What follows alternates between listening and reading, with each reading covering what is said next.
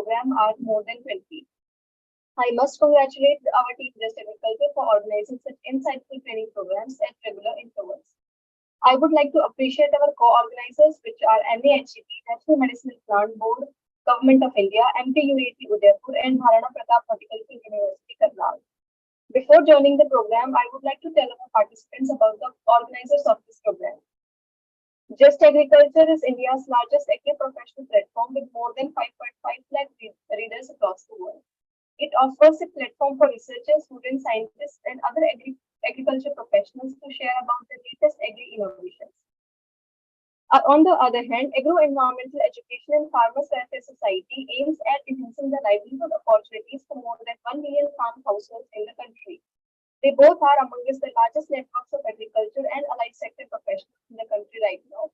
Now, coming to the session, I would like to thank our guests, organizing course director of this training program, Dr. G.P.S. Padwal sir, course convener, Dr. Sandeep J. Shinde from DNM P.D. Prabhani, course director of this training program, Dr. Mohit Bharadwaj, members of the organizing committee, course coordinators, Dr. Utkarsha Pramod, Vice President, Strategy and Partnerships, Just Agriculture Education Groups, and most importantly, the attendees of the session. Now I warmly welcome our chief guest of the first session, Mr. Anand Chandra sir. Before inviting sir to deliver his lecture, let me briefly introduce sir to our participants. Sir is a co-founder and executive director for Arya.ag, India's largest integrated green commerce platform. Today, Arya.agriculture impacts over 6.5 lakh farmers and 500 FPOs and ensure a growth of 15 to 25% in their value realization. Arya offers a bouquet of services to our consumers with the shortest of turnaround times to maximize the value of every grain of Indian farmer and work towards eliminating the trust deficit of every stakeholder, including FPOs, small aggregators, millers, and agribusiness companies. Arya's profitable growth while bridging the trust gap across the agricultural value chain has been a reflection of such leadership and people skills. Anand sir has close to 2 decades of experience in commodity business-based financing. Sir has been a part of ICICI Bank as a national product head for agri-commodity finance business. He was instrumental in developing the product and associated processes for the bank since the inception of the product. Coming to the awards and recognition that the sir and his company has received: Impact Maker in the Amazon Sambhav Entrepreneurship Challenge, Agri-Tech Company of the Year Award by 89 Network of the Dream Awards 2021, winner of CNBC Microsoft SMB Utsav 2021, Maharashtra State Innovation Society Startup Award 2021, Young India's Achievers Award 2021, Best Warehouse and Collateral Management Company 2021, winner of the Economics Time as Champions of Rural Markets 2019, awarded by Indian Council of Food and Agriculture ICAR for the innovative model and excellence in agri services and technology sector at Agri Startups Convention 2018. Recognized in the 2017 Smart CEO Startup 50 India, offered in collaboration with IDA Ireland as in one of the top 50 ventures. It's a matter of great privilege to have you with us here, sir. So I would like to welcome you now and invite you to the podium. We are more than happy to have you, and our participants are eager to listen to you, sir. So please address us. Over to you, sir. Thank you, Preeti, for this invite. First of all, thanks to all of you for giving me this opportunity to address the forum here. The subject which I would like to cover or share my experiences on the entrepreneurship. So before I start, I would love to listen from some of you. What meaning do you get out of the word entrepreneurship? So, and since all of you are, I've been told, have a background in agri. I am also an agri graduate with an MBA in agriculture. So we will be able to correlate with each other much better than normally. So would like to hear some of your thoughts on this subject from you, and probably that will make the interaction much more rather than me doing the talking one-sided. And I would be happy to address more specific questions also at the end of the session.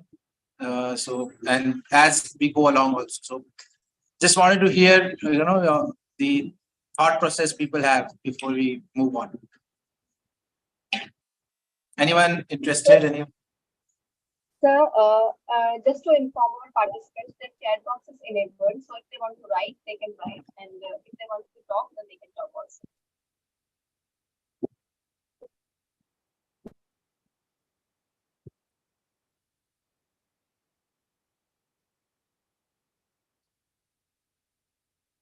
Anyone interested? Still seeing the chat box empty.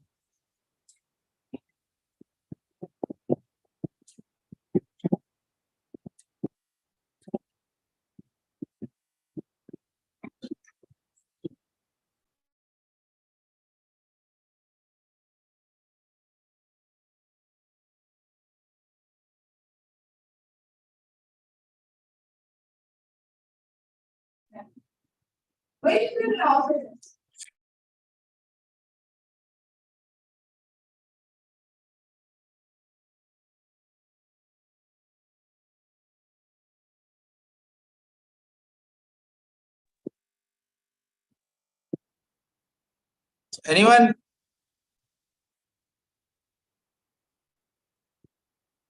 So first question is introducing our own idea to commercial level and creating an economic ecosystem, generating new ideas and implementing it, being an entrepreneur or manage a business. Okay.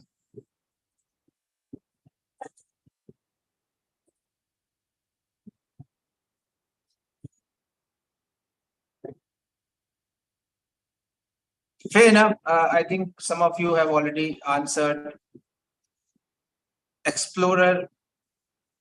See, I always believe there are two kind of entrepreneurs. One is a social entrepreneur, and second is a money-making entrepreneur. Uh, I have seen very few social entrepreneurs, and people may talk about what they say or what they want to do on the philanthropy side, but I always believe it all boils down to money. It all boils down to money, and believe me, there is no uh, harm in earning money legally, as long as you are using legal means. We don't say it across the table to people, but it's always money. It's all about money. The the irony in our society, which is slightly hypocritical, is we want to make money, but we don't want to say I'm doing it for money. End of the day, we all work for our salaries, we work for our income, we work for our wealth. Second, foremost thing is while we are trying to make money, we always get carried away. So the biggest or the foremost idea for most of the agriculture industry, I would say in India, is don't fall in love with your idea. What we do is when we start a business, there's always an idea behind it. So what we do is we fall in love with an idea and say that this is the best idea we have, and we would like to work upon this idea only. So let's not get into the trap where we have a saying in Hindi, प्यार तो अंधा होता है. Actually में अंधा होता है अगर हम उस प्यार को ना समझें. So the core of a business will lie around the pitch itself. The only challenge here is when we make a pitch for a business, we get too much engrossed in our idea, and it becomes difficult for us to scale it up. It becomes difficult for us to iterate that idea. It becomes difficult for us to evaluate the product or services objectively. The challenge is returning to the sketch pad to reimagine the problem and solution in a way that fits your need will become much more challenging because we are prejudiced to our idea. So my advice for people who want to start their own entrepreneurship or their own business, don't fall head over heels in love with your idea. Be critical of it. See, you will not earn money by having a good idea. You will do well, you will earn money when you balance your growth with profitability. That's what the biggest challenge in an entrepreneurship is, wherein this shift across the startup coupled with the change in economy is where you will have to survive, and your focus will change from valuation to profitability. Focus on growth alone will not work. And as most of you, since are agri graduate from the agri side, you know this, that Indian agriculture is such complicated version that something which works in one state may not work in another state. That idea यहाँ चल रहा है तो वहाँ भी चलेगा never works in Indian agriculture. That is a point through which we should be cognizant of while building our products. What most of the time I have seen in the last decade or so, a lot of startups coming and failing because they saw an idea which was working well in US, Europe, and then they try to imitate that. So trying to imitate or emulating those successful models will not work, because what these models don't factor in is the local conditions and the culture nuances. Sometimes these are a direct road to failures. For example, Indian land holding, as you all are aware, is very small, or is fragmented to be precise. When you have a fragmented land holding, it reduces your buying power. So any service or product is an added cost which may not be accessible if you start charging for it. And believe me, freebies don't last for long. The day the capital gets eroded, you will have a tough time. So what we have seen many startups is offering freebies on the pretext of telling their investors that we are experimenting the ideas, we have got so many users. They fall flat the moment they put a price tag. I don't know how many of you are aware that there used to be a shirt called Putin's in the year 2009-10. Is anyone aware of this brand? Putin brand?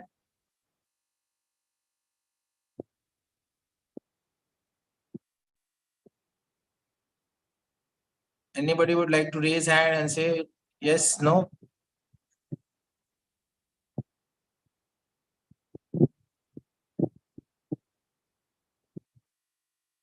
Yeah, so I hear Vicky Meena saying yeah. So if you recollect, Vicky, this was a brand which used to come with an 80% discount. Am I right? Vicky is mentioning the things in the chat box. So for people who are not familiar, Putin used to be a brand which used to be sold in the market at an 80% price discount every time. You go, they will always have a year-round sale of, yeah, I hear Vicky saying yes. So they used to have 80% discount. The day they remove the price tag, the company is not hurt anymore. This is precisely the challenge which Indian agriculture is facing right now. That we have got so much of investments, but most of the startups are trying to sell it for free. And when you sell it for free, it becomes a challenge when you put a price tag onto it. So my advice to all of you, or my suggestions to all of you, is price your product or service from day one. Because if you cannot extract price now, you will never be able to extract it later. That's second core point for entrepreneurship. The third thing is, how many of you, Preeti, I will ask this question to you, so you can unmute yourself and answer on behalf of I will do a small exercise. Yes, sir. So you are working for Just Agriculture, right? Yes, sir. Suppose I tell you, I give you an offer from Arya.ag, will you join? I don't think so, sir. Why? Sir, I would like to know which kind of opportunity I'm getting. And also, sir, I've already engaged in certain other things. So Let me put it like this. I give you a similar profile what you're handling right now. Okay. Then also I Then don't know, sir, because I need to know like what extra benefits I'm getting out of your company other precise. than which. So that is what I wanted to hear. See, you want to know the extra benefits. So that extra benefits will always be translated into the salary and the perks you will get. Something which you will be able to quantify. Suppose I tell you I'll give you a good culture. You will not join me, right? You will say, boss, I have a good culture here. Yes, sir, yes. Sir. I will say, I will give you a very good salary. Will you join me? You will say no. Oh, sir. No, sir. You will say, tell me the number. Okay. So I think that depends upon me, like. See, what happens is these are questions which people may not acknowledge in public, but this is a reality. We always the job and all what we take always boils down to number. Fortunately, unfortunately, on an agriculture side, including me, and I'm putting it under quotation, including me, we are people who have done agriculture because we did not qualify for engineering or medical. Let us be honest about the fact. So why? True, sir. Sorry. That's very true, sir. So while we have not qualified for in mostly medical side people, uh, we run away from maths. See, we run away from maths. We should not run away from maths. See, end of the day, it all boils down to numbers. See, like we did this exercise, Preeti may not consider if I offer a 5% hike, 10%, 20%. But the moment I put a number around it, a 40, 50%, she may start thinking. That's how a normal human being tendency is. People will not go by if I tell them, in English, I will give you a good salary. I will give you a very good salary. I will give you an excellent salary. No, those are vocabularies. People don't want to understand. Those are languages. People don't want to listen. Same thing happens in the investor world. People are not here to listen to what you say. It will end of the day boil down to number. Like for example, when you invest in shares, do you look at the contents of the annual report or the English written around that? No.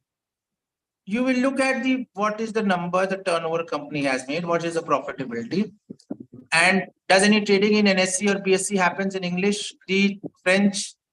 No, it happens in numbers. So that's how important your numbers are. You go to a shop to buy anything.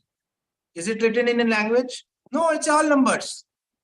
See, numbers helps you to evaluate, and you guys are capable of doing this.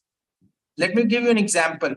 Like as a housewife or as a household person, you have your budgets. Same thing is there in a company. You have your budgets.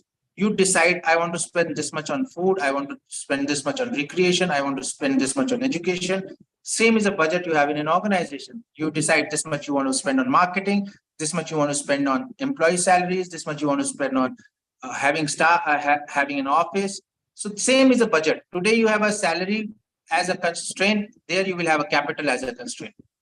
So it will all boil down to numbers. The moment you have a hold of your numbers, life becomes easier. If you don't have a hold of numbers, same problem comes, like we witnessed to some of the few friends around us, who हमेशा उधार मांगता रहता है because he doesn't know how to manage his money. He may have got money, but he would have been a spendthrift and would have spent all his money, and now he's struggling to make money. So that's precisely the point which I'm trying to say is we should, as agriculture guys, we should not run away from numbers. I have seen a lot of people who struggle with numbers. Believe me, this is a challenge you have to live with. You know, it's like a husband-wife story. You fight, but you can sleep together again. So same thing happens with number. You may want to run away, but you have to come back to that if you want to do this business. Now, that's and while we on the agri side, now we are always looking for jugaad. Believe me, jugaad is not workable every time. Now, many times you guys have have you guys ever heard about the concept of cash burn? Somebody can tell me what it is? We can unmute that person, Preeti, in case somebody raises a hand. Sure, sir. Subramani Reddy, Mr. Subbarami Reddy has said. Yes, cash burn means spending on unnecessary things. Just like if a company is a fresher company spending a lot of money on advertisement of our logo without having the proper product or proper plans, basic plan. Means spending on unnecessary things, simply. Basically, you are spending money to do business, wherein the spend is more than the money you earn. This is called cash burn.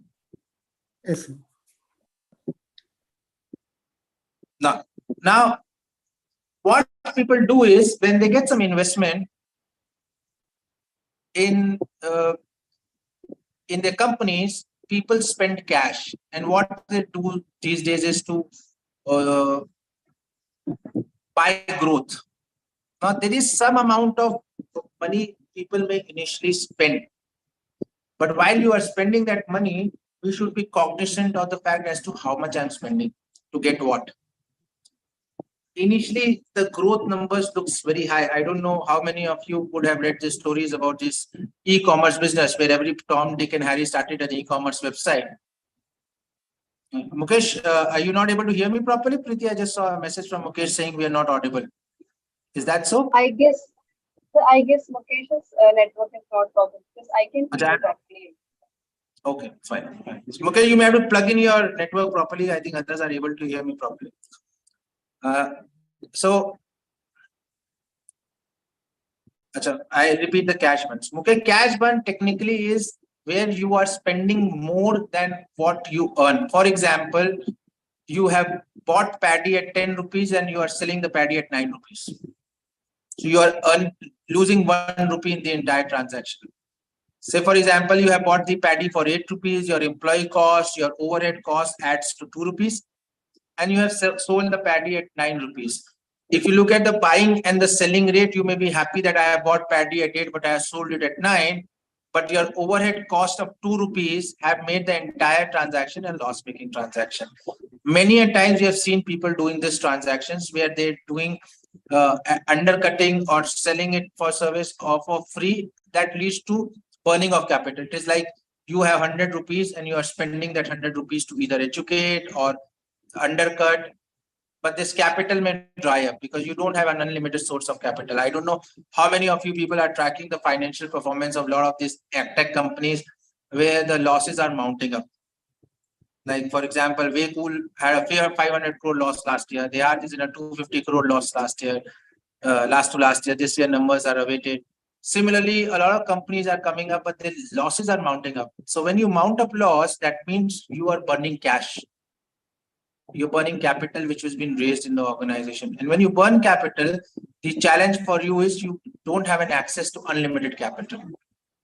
Capital will get dried one day, right?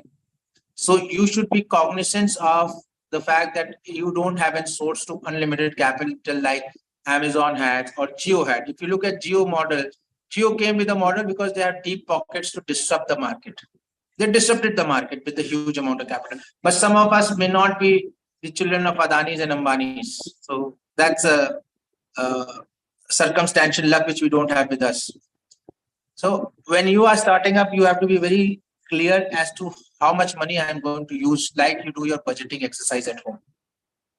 It's all about managing your finance. And I can tell you, with all the discussions you will have with me, I will focus only on one thing, which is numbers, because I'm a fan of numbers, and numbers only work.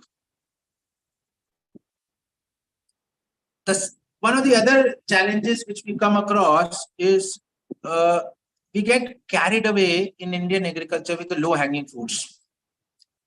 हमारे साथ क्या है कि जैसे हमें लगेगा कि पंजाब और हरियाणा के किसान काफी एग्रेसिव या वो हैं, तो same thing will work in UP, same thing will work in Bihar, or same thing will start working in Andhra, Telangana, Karnataka. It does not. सब कुछ बिकता है टाइप वाला things are over. While you are calibrating your business strategies, it is important कि आप product की need पर focus करें, अपनी नीड पर नहीं।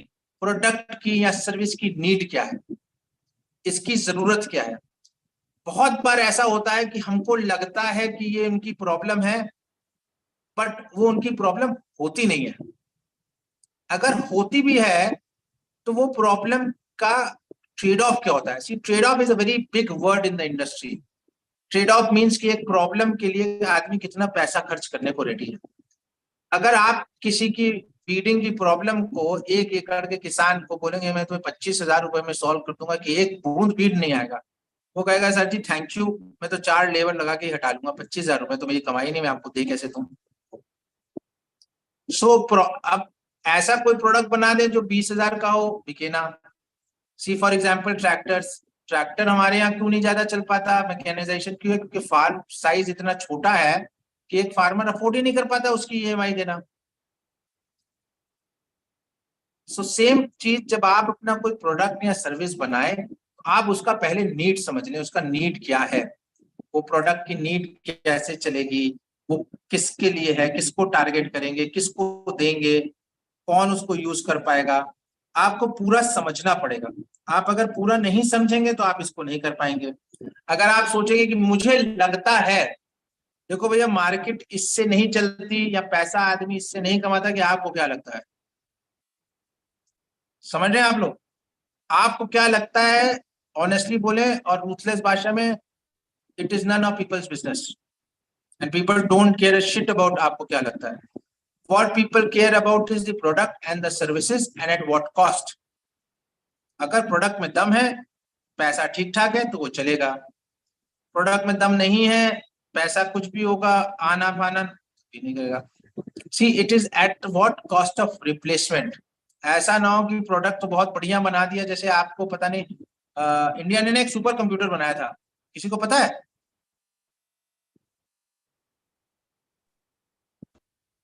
एनीबडी है?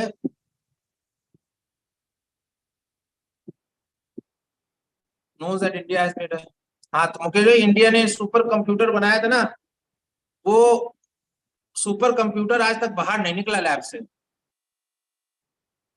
तो ऐसा कोई प्रोडक्ट और आइडिया ना बना लें जो लैब के बाहर ना निकले।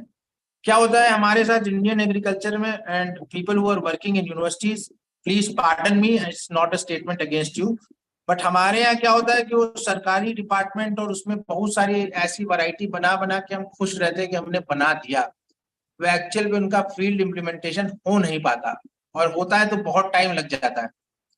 तो हमारे यहाँ एक एग्रीकल्चर में सबसे बड़ी प्रॉब्लम है जिसके साथ हमें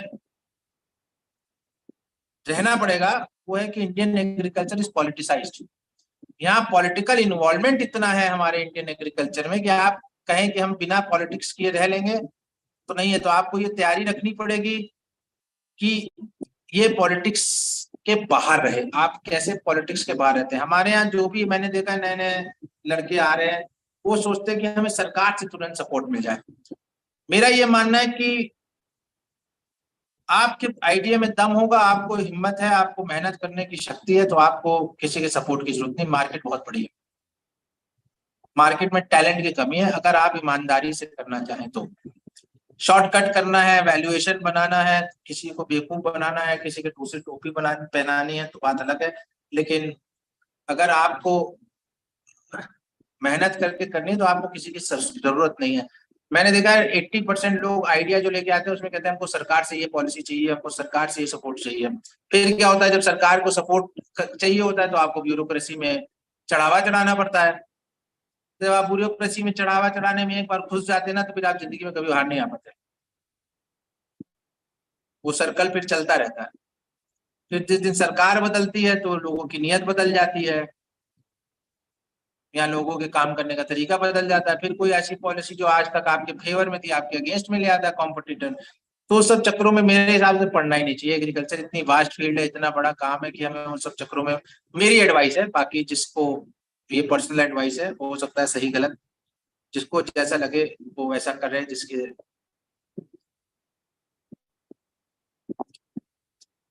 एक और चीज मैंने देखी है, जब एंटरप्रेन्योरशिप में लोग चालू करते हैं ना, तो उनके दिमाग में 20 आइडिया होते हैं, और वो सोचते हैं हम ये भी कर लेते हैं, हम वो भी कर लेते हैं, हम वो भी कर लेते हैं, हम ये भी कर लेंगे, हम वो भी कर लेंगे। देखो भाई, ऐसा है कि हम सब लोग क्या है, पार्डन माय वर्ड्स, हम लोग सब ना रेड कलर की अंडरवियर पैंट के ऊपर नहीं पहनते, तो हम लोग सुपरमैन तो है नहीं, हम लोग तो है ह्यूमंस। जो ह्यूमन होता है, एक रिसर्च ने एक मतलब रिसर्च आप पढ़ेंगे तो उसमें निकल के आया कि आदमी का दिमाग एक लिमिटेड ही सोच सकता है एक दिन में। आई डोंट नो आप में से कितने लोग इसको ऑब्जर्व करते होंगे, that a lot of senior or big leaders in the world wear a same kind of dress. I don't know whether you guys have observed Mark Zuckerberg or Steve Jobs, Trump, Obama, Putin. जितने ये Europe और US के leaders है ना, आप देखोगे उनके पास यहाँ ब्लू कलर का ही सूट रहता है, अंदर वो शर्ट बदल जाती है। देखा है किसी ने?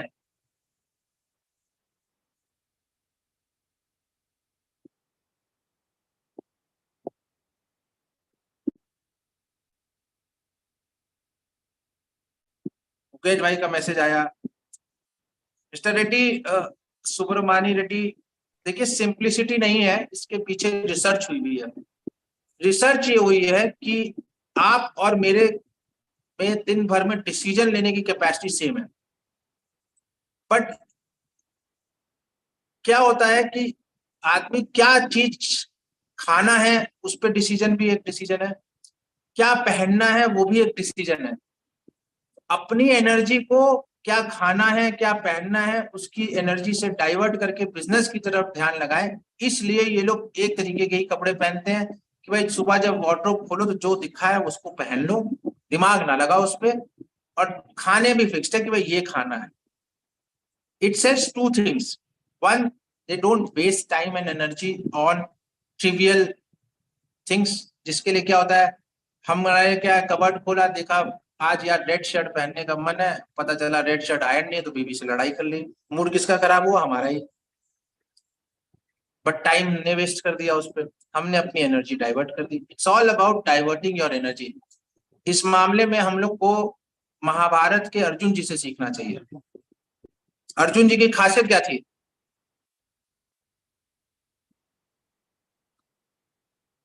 बताइए,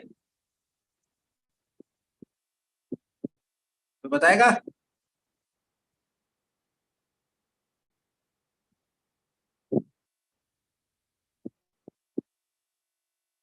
Focus on one goal. That is precisely the point. कि जब एनवायरमेंट कंडीशन सेम थी, यानी कि कौरव को भी सिखाने वाले गुरु वो लोग, खाने पीने के लिए भी सेम, एक वही बंदा था जिसको सिर्फ अपना गोल दिखता था, उसको मछली की आंख दिखती थी या चिड़िया की आंख। पेड़ पे जब गुरु द्रोणाचार्य ने बोला था तुमको क्या दिख रहा है, तो किसी ने बोला पहाड़ दिख रहा है, किसी ने बोला पेड़ दिख रहा है, किसी ने बोला पत्ती दिख रही है, एक अर्जुन था जिसने बोला मेरे को चिड़िया की आंख दिख रही है। तो उस टाइप से हम फोकस होना पड़ेगा। हमारे पास 10 से 20 आइडिया होंगे, लेकिन हमें अपना अर्जुन ढूंढना पड़ेगा कि हमारा प्रोडक्ट क्या है। आई डोंट नो आप लोगों ने देखा कि नहीं, यूनिलीवर इंडिया, पहले HUL होता था, हिंदुस्तान यूनिलीवर, उसके पास बहुत सारे ब्रांड आ गए थे, तमाम खरीद लिए। So they did an exercise कि what are their power brands, and then they reduce the number of brands they had, because इतने सारे ब्रांड चलाना उनके बस की बात नहीं थी उस बड़ी कंपनी की। तो जब आप अपना बिजनेस चलाएंगे तो आप भी अपनी एनर्जी किस किस चीज पे लगाएंगे। वैसे ही एक बिजनेस चलाने के लिए आपको फाइनेंस चलाना समझ में आना पड़ेगा, ऑपरेशन समझ में आना पड़ेगा, टेक्नोलॉजी समझ में आनी पड़ेगी, मार्केट समझ में आनी पड़ेगी, और फिर आप कहेंगे कि मैं 5 अलग तरीके के प्रोडक्ट चला लूंगा, नहीं हो पाएगा दादा, मान के चलिए आप लोग, ये हो नहीं पाएगा। तो आपको अपने प्रोडक्ट और उसके लिए अर्जुन बनना पड़ेगा, ठीक है ना। और आपको डिसाइड करना पड़ेगा कि भाई कौन सा प्रोडक्ट या सर्विस से मेरी प्रॉफिटेबिलिटी बढ़ रही है, कौन से प्रोडक्ट और सर्विसेज पे फोकस करूं जो मेरे लिए लॉन्ग टर्म काम आएगा।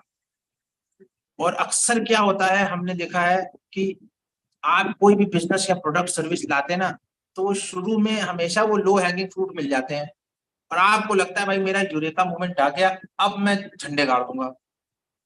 पता चलता है जी वो 10 में से 5 ही शुरू के आपको मिल गए और आप खुश हो गए कि ये 5 तो आ गए, मैं 5 लाख कर दूंगा।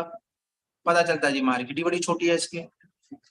आपने पता नहीं ऐसा नोटिस किया ना हो कि ऐसे बहुत सारे प्रोडक्ट्स आए इंडिया में, चल बंद होके चले गए क्योंकि उन्होंने इंडिया की मार्केट ही एस्टिमेट ढंग से नहीं की। देखो आपको बिग ब्रांड्स के बारे में बताता हूँ।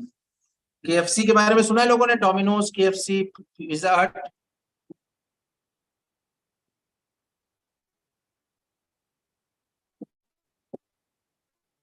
हंसिका आपने लिखा यस, श्वेता ने भी यस लिखा, मिस्टर रेड्डी ने भी यस लिखा, विक्की ने भी यस लिखा।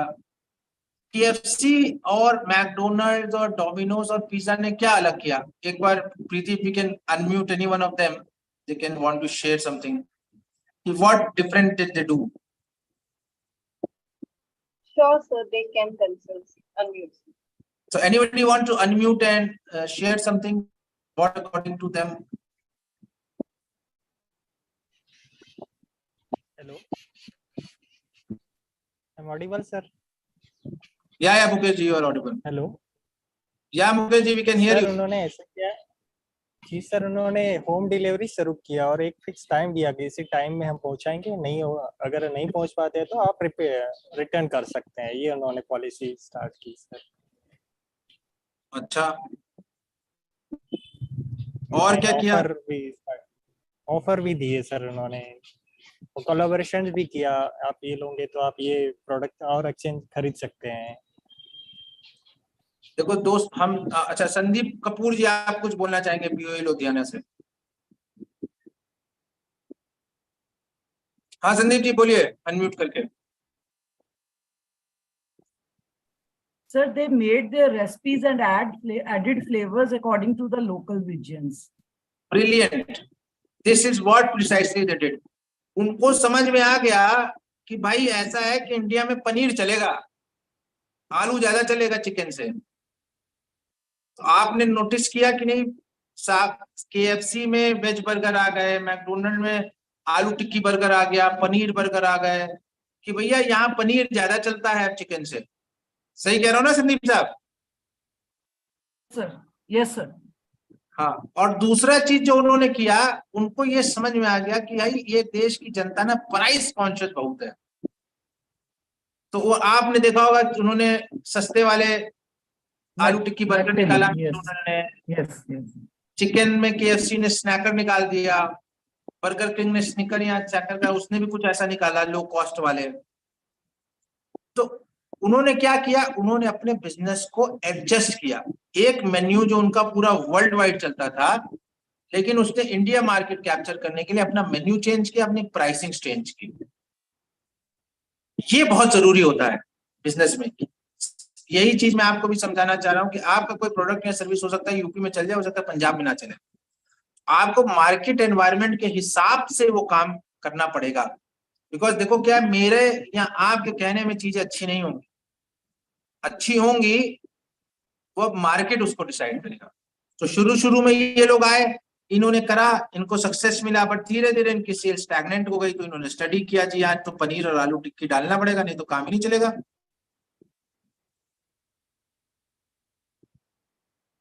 तो इसलिए इन्होंने फिर अपना वो काम किया।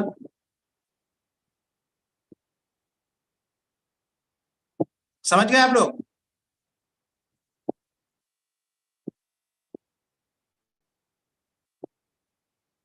इसमें एक चीज और Sir, आपको I have ख्याल a रखना। question. या संदीप प्लीज। Sir, आप कह रहे हो कि according to the region, for McDonald and Burger, KFC, it was okay because it was change of country. आप जैसे एग्रीकल्चर का कह रहे हैं कि हम कि according to the region pricing या वो चीज चेंज करें, इसे प्लीज आप क्लियर करना कि अगर एक प्रोडक्ट पंजाब में अलग रेट है और how it can be different in other state. तो वो तो बिकॉज दे आर इंटरकनेक्टेड, सब कुछ आजकल सोशल मीडिया। रेट की बात नहीं कर रहा संदीप जी, मैं आपको बोल रहा हूँ प्रोडक्ट का नॉर्मल नेचर अलग हो सकता है। जैसे फॉर एग्जांपल आपको आप यहाँ मैं पेस्टिसाइड बना रहा हूँ, तो मेरे को पता है पंजाब में पैडी और बीट होता है ज्यादा, फिर मस्टर्ड होता है, तो मैं उस टाइप की पेस्टिसाइड यहाँ भी बेचूंगा। यूपी में मैं दूसरी पेस्टिसाइड बेचूंगा जो उस प्रोडक्ट के लिए होगी। एक पेस्टिसाइड दोनों के लिए काम नहीं करे। मैं तो एग्जांपल आपको दे रहा हूँ कि आपको अपनी मार्केट के बारे में उस हिसाब से पता लगाना पड़ेगा।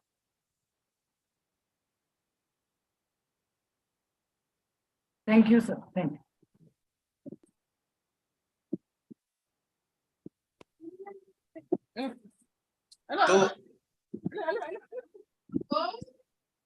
तो ये है उसका तरीका। तो इसमें अब जो एक इम्पॉर्टेंट पॉइंट और आता है एंटरप्रेन्योरशिप में, वो आता है कि एक्सपेरिमेंटेशन। जब आपके पास कैपिटल लिमिटेड होता है ना, तो आपको एक्सपेरिमेंट भी लिमिटेड ही करने पड़ेंगे। आप ये ना बोले कि मैं इसका भी एक्सपेरिमेंट करता हूँ, इसको भी एक्सपेरिमेंट करता हूँ। आप जब मिस्टर राणा, आप प्लीज म्यूट कर लें। सबूरा राणा, आपके यहाँ से आवाज आ रही है।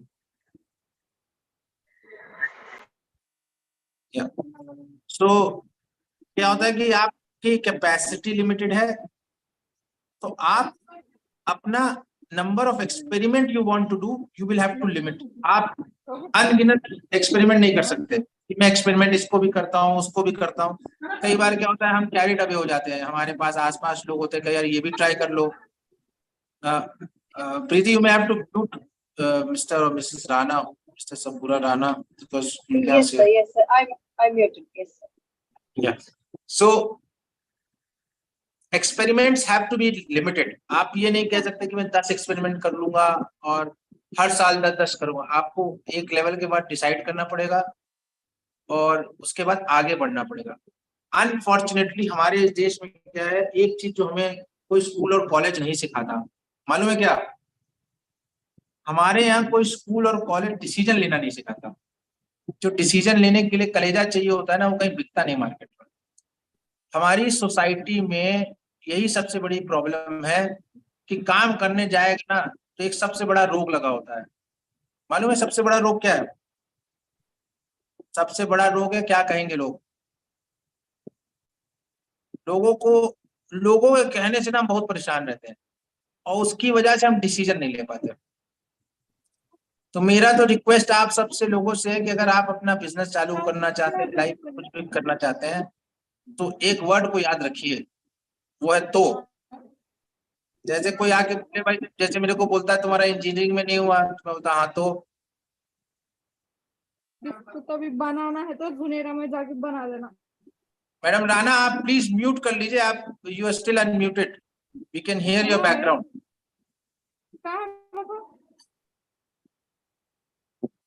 प्रीति, you may have to mute because it's still there.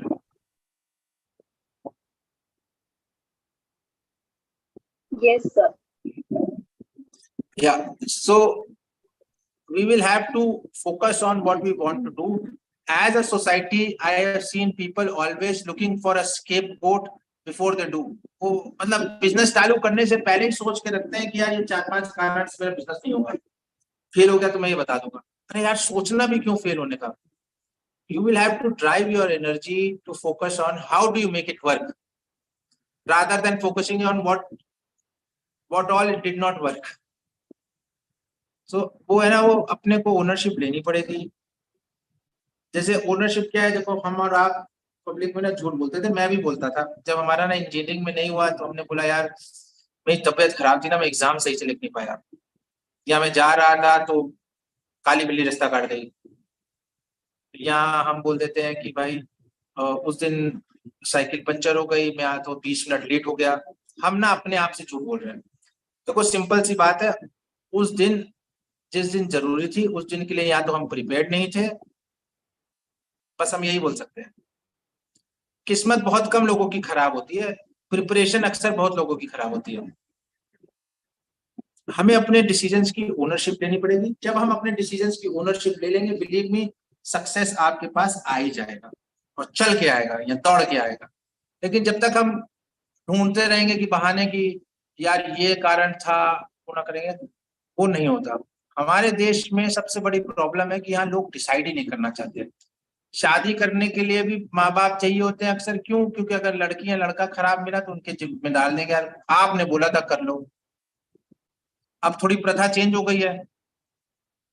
अब मैं देखता हूँ यंगस्टर अपनी मर्जी से शादी कर रहे हैं, तो वो लड़का लड़की ढूंढ लेंगे, अपनी मर्जी से शादी कर लेंगे, लेकिन करियर बनाने के लिए उनको 10 लोगों की सलाह चाहिए। ऐसा क्यों जी? जब आपने कोई लड़का या लड़की पसंद किए थे तब आपने एडवाइस दी थी किसी से कि यार मैं इससे प्यार करने जा रहा हूँ, सही है कि गलत है? तब तो आपने माँ बाप की बात सुनी नहीं, चाचा मामा ताऊ की सुनी नहीं। लेकिन जब करियर चुनना होता है तब आप लोग को 10 लोगों की जरूरत पड़ती है कि जी ये ऑप्शनल, ये इसका स्कोप है कि नहीं, ये आगे कुछ होगा कि नहीं। देखो भाई, स्कोप इंडिया में सब चीज का है और किसी चीज का भी नहीं है। आपको जैसे देखना है वो देखिए। आपको स्कोप चाहिए तो बहुत स्कोप है, आप मेहनत करना चाहते हैं, ईमानदारी से करना चाहते हैं, बहुत स्कोप है। हाँ, लेकिन अगर आप मेहनत नहीं करना चाहते, सब कुछ चाहे कि मेरे को थाली में कोई सजा के दे दे, तो वो नहीं हो पाएगा। मेहनत आपको करनी पड़ेगी, डिसीजन आपको लेने पड़ेंगे, उस डिसीजन की जिम्मेदारी भी आपको लेनी पड़ेगी। समझ रहे हैं आप लोग? ये एंटरप्रेन्योरशिप है, जहां पे आप रिस्पॉन्सिबल हैं अपने फैसले के लिए, कोई और नहीं। वो रिस्पॉन्सिबिलिटी, वो ओनरशिप जब आप ले आएंगे तो आप अपने आप सक्सेसफुल हो जाएंगे। अब मैं अपना भाषण थोड़ा सा बंद करता हूँ। आप लोग के किसी के कोई क्वेश्चंस हो तो will be happy to address them. 10-15 minute बचा है, उसमें आंसर कर देता हूँ।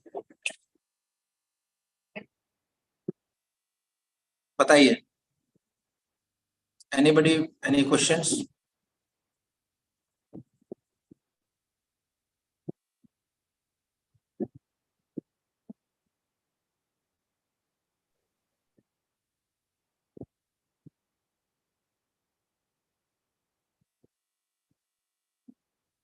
Any questions, anybody? Otherwise, Sir, And हाँ what is the बोलिए। role of alpha? Sir, what is the role of alpha testing and beta testing during the startups? You tell me what is alpha testing? Sir, actually I listened, but I did not get clarity. That's why asking you. Sir. No, I don't believe in alpha testing and beta testing. Okay. See, I tell you a different way. I personally don't believe in testing too much in the market. I believe that once you try to do basic correct. Basic means if you want to start a product or a service, find out the problem and plug it into that. जैसे क्या है ना, हमारे देश के बारे में ना बहुत चीजें खराब लिखी गई है, उल्टी सीधी लिखी गई हैं। आप बुक्स में पढ़ेंगे ना, कोई आएगा आपको ज्ञान देगा। इंडिया के ना post harvest losses are up to 30%। Indian supply chain is disrupted. दोस्त, मैं अपने एक्सपीरियंस से आपको बता दे रहा हूँ, पोस्ट हार्वेस्ट लॉसेज ग्रेन वेन में 2-4% का ही होता है। We handle 30 lakh metric ton of commodity, so we are aware what is happening in the field. Post harvest losses fruits and vegetable में थोड़े से ज्यादा होते हैं because of the perishable nature, 10% तक होंगे, उससे ज्यादा उसके भी नहीं। अगर इससे ज्यादा परसेंटेज लॉस होता ना तो आपको सड़क पे अनाज या फल फूल गिरे दिखे होते, उनको जानवर खा रहे होते। ऐसा होता नहीं है। ये किसी ने किताबों में 20 साल पहले डाल दिया, वो आज से 20 साल अभी तक चला आ रहा है। That is the problem with this country. Somebody has written this, nobody has done the research again. Coming to the supply chain, Indian supply chains are very very efficient. रात में ना 2 बजे भी मंडी में काम होता है। ये कॉर्पोरेट नहीं कर सकता इस काम को। जो लोगों को लगता है कि हम फार्म टू फोक का स्टोरी जो चली आ रही है उसको बना देंगे, जब तक पैसा लोग खर्च कर रहे हैं, डुबो रहे हैं, तभी तक है। जिस दिन कमर्शियल वैल्यू लग गई उस दिन दुकानें बंद हो जाएंगी लोगों की। 2 बजे मंडी में काम होता है। जिस टाइप से अड़तिया, जिस टाइप से ट्रेडर, जिस टाइप से मंडी वाले लोग काम करते हैं ना, कोई कॉर्पोरेट काम कर ही नहीं सकता उस कॉस्ट में, ना करवा सकता है। जैसे ही वो कॉस्ट लगाएगा, आउटपुट का प्राइस बढ़ जाएगा, मार्केट में वो खरीदेगा नहीं। क्योंकि क्या है, हमारे यहाँ के लोग KFC में 150 रुपए का बर्गर ले लेंगे, लेकिन गेहूं ना 25 रुपए हो जाएगी तो उनके सीने में सांप लुट जाएंगे। 25 रुपए किलो की गेहूं नहीं खरीदेंगे, बट वो छोटा सा बर्गर 150 रुपए में खरीद लेंगे, वो पिज्जा 500 रुपए का खर्च कर देंगे। यही आयरनी है दोस्त। और प्रॉब्लम है कि this is a hypocritic society in which we live in. I hope I was able to address some part of the issue which you asked. Yes, I got it. Anybody else? Any questions you have?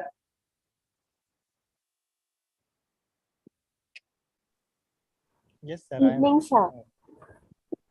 Am I audible, Yeah. sir? Yeah, Chika, you are audible. Yeah, sir. So, first of all, I would like to thank you. Sanjika, we lost you. ने कहा कि हमें business start करने में जो भी मतलब हमें फेलियर के बारे में सोचना नहीं चाहिए। तो सर बैकअप तो हमें रखना होगा ना सर, अगर Hey, फेलियर के Anshika, I बारे में lost you. सोचेंगे। Anshika, I lost you in between. You may have to start the question again. Yes sir, now may I am audible sir? Yeah, you are down. Yeah, sir, I was asking sir, business में backup तो रखना ही होता है ना sir? अगर backup failure को नजरअंदाज कर देंगे सर तो आगे बढ़ना मुश्किल नहीं होगा सर? अंशिका, आप बुक्स पढ़ोगे ना तो आपको बुक्स में दो तरीके के लिटरेचर मिलेगा। लिटरेचर एक ये मिलेगा कि you should always have a backup. दूसरी बुक पढ़ोगे उसमें ये लिखेगा why do you want to backup, you should focus on making this excel. So there is no right or wrong answer to this. For me, if I have to define a backup, by backup technically means me altering my strategies to make this product successful. For example, when KFC came to India, what was their backup? KFC का backup ये नहीं था कि उस दिन कि मैं पहले दिन से ही वो आए थे और उन्होंने बोला था बर्गर की जगह मोमो बेचेंगे। They altered the recipe, so burger ही बेचा बट उन्होंने वेज बर्गर कर दिया, right? That was their backup to alter the I would say the recipe, but gradually they realized they added more things to their kitty. Now वो chicken momos भी देते हैं और पिज्जा बना दिया उन्होंने चिकन का। So backup means altering a bit to ensure it works. Backup for me doesn't mean कि यार देखो मैं जा रहा हूँ बिजनेस करने, बैकअप में ये नहीं वापस आ जाऊंगा नौकरी करने। अगर आप वो इंटेंट से जाएंगे तो sometimes it doesn't work. So what is that backup which you are talking about has to be clear.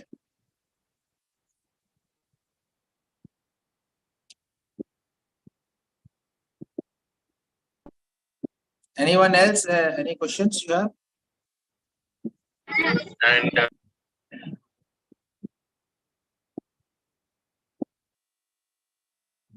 hello.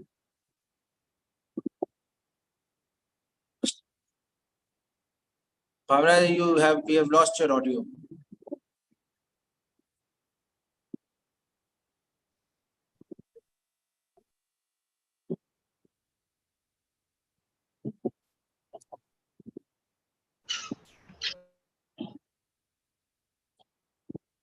Priti, if there are no more questions, we can end the session, right? You can just let me know if there are more questions. Yes, sir. Can we just wait for 2 minutes? So if somebody is having questions, they can put some, because two, three people were trying to unmute themselves. So Sure.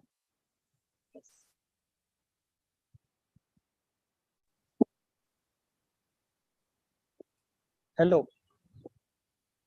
Yes. I'm audible, sir? Yes. Sir Yes. जैसे हमें एजी student है तो entrepreneurship develop करेगा तो उसके पास start में तो capital नहीं है, अगर वो करना चाहेगा तो किसी दूसरे से कैपिटल लेके कोलैबोरेशन में करेगा तो अच्छा सा डेवलप भी कर दिया उसमें 5-6 ईयर के आफ्टर, तो फिर सर उसमें दिक्कत रहता है सर, जो कैपिटल डाला है वो निकल जाता है, बाद में ये दिक्कत आता है। इस बारे में सर क्या कहेंगे सर? आपको ये एक्सपीरियंस है कि आपने सुना हुआ है? ये सर मुझे एक्सपीरियंस है। मैंने क्या हुआ था आपके साथ? मेरे वहाँ ऐसा हुआ है। नहीं, आपके साथ हुए हैं, किसी और ने बताया? मैं जानना चाह रहा हूँ। नहीं, आई एम स्टूडेंट सर, मेरे सीनियर्स के साथ ऐसा हुआ है तो वो उन्होंने फिर दूसरा। देखो यार मुकेश भाई, जिस सीनियर ने आपको ये बताया उसने आपको बेवकूफ बनाया ना। देखो मैं आपको बताता हूँ, इसमें थोड़ा सा कॉमन सेंस हमें यूज करना पड़ेगा मुकेश भाई। क्या है मुकेश भाई, आप इन्वेस्टर हो, आपने मेरे में पैसा लगा दिया, ठीक है? अगर आपने मेरे में पैसा लगा दिया तो आप पैसा कब निकालोगे या वापस मांगोगे? जब कंपनी अच्छा करेगी बुरा कर रही है? अच्छा करेगी तो आप पैसा निकाल लोगे, हैं? पैसा कब निकालोगे मुकेश भाई? बेनिफिट्स होगा सब, तब ये लॉस में जाएगी तो आगे ही नहीं बढ़ पाएंगे। जब लॉस में जा रही होगी ना तब आप पैसा मांगने आओगे कि मेरा पैसा लौटा दो। लॉस में जा, यस। जब कंपनी प्रॉफिट में होगी तो कोई वापस नहीं आता लेने, तब तो कहता है बिजनेस में मैं हिस्सेदार बना दो। तो आपके दोस्तों या सीनियर्स ने आपको जो बताया वो बिल्कुल गलत बताया है। सर हम देखो ऐसा सोच business- रहे हैं कि क्यूमीन का, सर हम ऐसा सोच रहे हैं कि क्यूमीन का एसेंशियल ऑयल का प्रोडक्ट्स बना के बेचा जाए सर। वो जो क्यूमीन्स का एज ए क्यूमीन ही बेचा जा रहा है हमारी कंट्री में, हम सोच रहे हैं उसका रेजिड्यूज और क्यूमीन्स का एसेंशियल ऑयल बना के वो सर बेचा जाए सर। दादा मैं आपके बिजनेस आइडिया पे कमेंट नहीं कर पाऊंगा क्योंकि मेरा वो डोमेन नहीं है, बट आप कुछ भी करने से पहले बस एक ही एडवाइस दूंगा, थरली चेक कर लेना कि आप जो प्रोडक्ट बनाओगे उसको लेगा कौन और उसके लिए कितने रुपए देगा।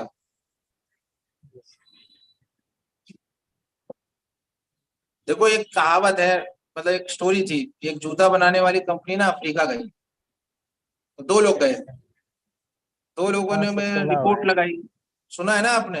एक ने कहा जी यहाँ तो जूता बिकेगा ही नहीं, कोई नहीं पहनता। एक ने कहा सर कोई नहीं पहनता, यहाँ तो इतनी अपॉर्चुनिटी है। तो वो नीड वांट एनालिसिस आपको करना पड़ेगा दोस्त।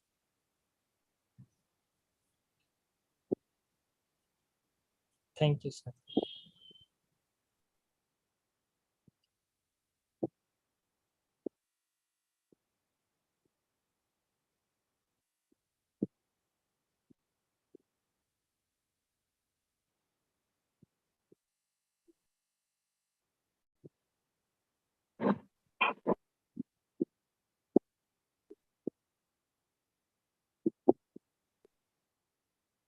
Dear participants, if you have any other question, you can connect to sir and ask.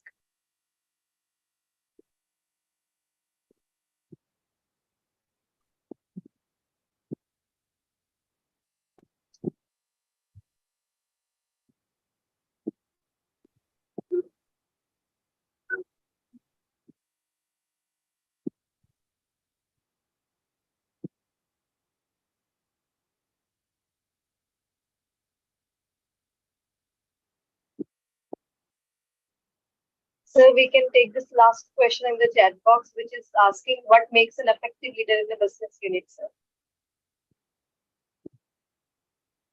Sorry? So we can take this last question and end the session. What makes an effective leader in a business unit, sir?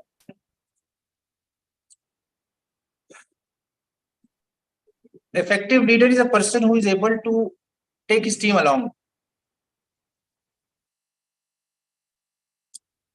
For example, a person who can take all the blames when things goes wrong and gives the credit to his team when everything is right. That I would define as an effective leader. Thank you, sir. Thank you so much for evaluating our real life problems and patiently dealing with our participants. And we will definitely connect with you in some near future. And if participants are having some other questions, we will connect to you by email address with you, sir. So thank you so much. Thank you. Thank you so much. Thanks to everyone for having patient hearing. Thank you so much. Thank you, thanks. sir. Bye-bye. Bye, sir. Thank you, sir.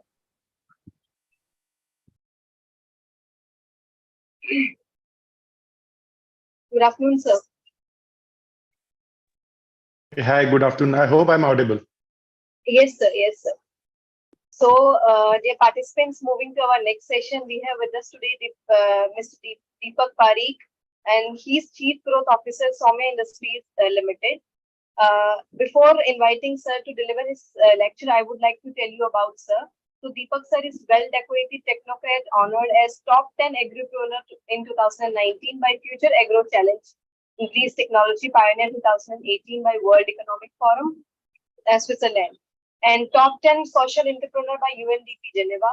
Sir has also served as a member of the expert panel of the World Economic Forum on digital transformation. Deepak sir is a global influencer in the agriculture and food technology domain, being a regular speaker, moderator, and he is currently advising and monitoring various technology companies in the areas of his influence, including the application of big data, artificial intelligence, machine learning, blockchain, geospatial technology, computer vision, mobile technology, drones, and the Internet of Things. He has been an active voice in the agriculture and food space with the demonstration in the areas of food safety and security, protective and regenerative farming, digital and smart agriculture. Sir is well networked across more than 50 countries with a strong footprint in Europe, Asia, and Africa. Sir has undertaken various initiatives like AgriChain, Digi, Agri, and MyCrop have increased the productivity of farmers and enhanced the quality of output, catalyzed sustainability in cultivation, and hence increased the income of thousands of farmers across multiple countries. Sir has also advised various private, public, and multilateral organizations in the agriculture and technology domain. Some awards and recognition, just to name a few, include CEO of the top 10 startups by Cultivate programs of UNDP, top 100 social entrepreneur listed by the National University of Singapore and DBS Foundation, NASCOM award for using AI for good, and top 10 startup UPS CEO impacting Indonesia, and ABSA award for leader with strategic vision. Sir is a well-published author with various published books on technology and business. He has been profiled by reputed publishing media. For just to name a few, like Forbes, Nikki, Channel News Asia, Your Story, NASCOM Research, INC 42, and Business Insider. Sir, your remarkable personality is well reflecting from your achievements. We are eager to listen to you. So it's my humble request you to join us to the podium. I welcome you, sir. Over to you. Yeah, thanks a lot for this opportunity, Preeti. Like, it's really very interesting topics you have picked up. Agriculture 5.0, while industry is still at 4.0. Definitely, like, agriculture need to be a step ahead, and we are talking about agriculture 5.0. And in my view, like, while I'll be talking about blockchain, which is one of the very important technologies, is like in digital transformation of agriculture. But when we talk about agriculture, like, we have to also understand that agriculture is very different than any other industries, right? So in most of the manufacturing or service industry, your input is constant, right? So whatever raw material you put, actually what would be the output, and based on that, you can make your decision. Unfortunately, agriculture is not that simple, right? So from weather patterns to, like, the soil and even the seeds, they behave differently, right? So just like we human beings, we have our different moods, right? Seed also have their own moods. So sometimes they grow, sometimes they don't. So all these challenges makes agriculture a very interesting area. And when it comes to collecting data about agriculture, working on that data, you will find that it is one of the most complex problems of like, current generation, that how do we use data to ensure that we can make agriculture more profitable as well as productive. And that is where my intervention would be. I hope I can share my screen.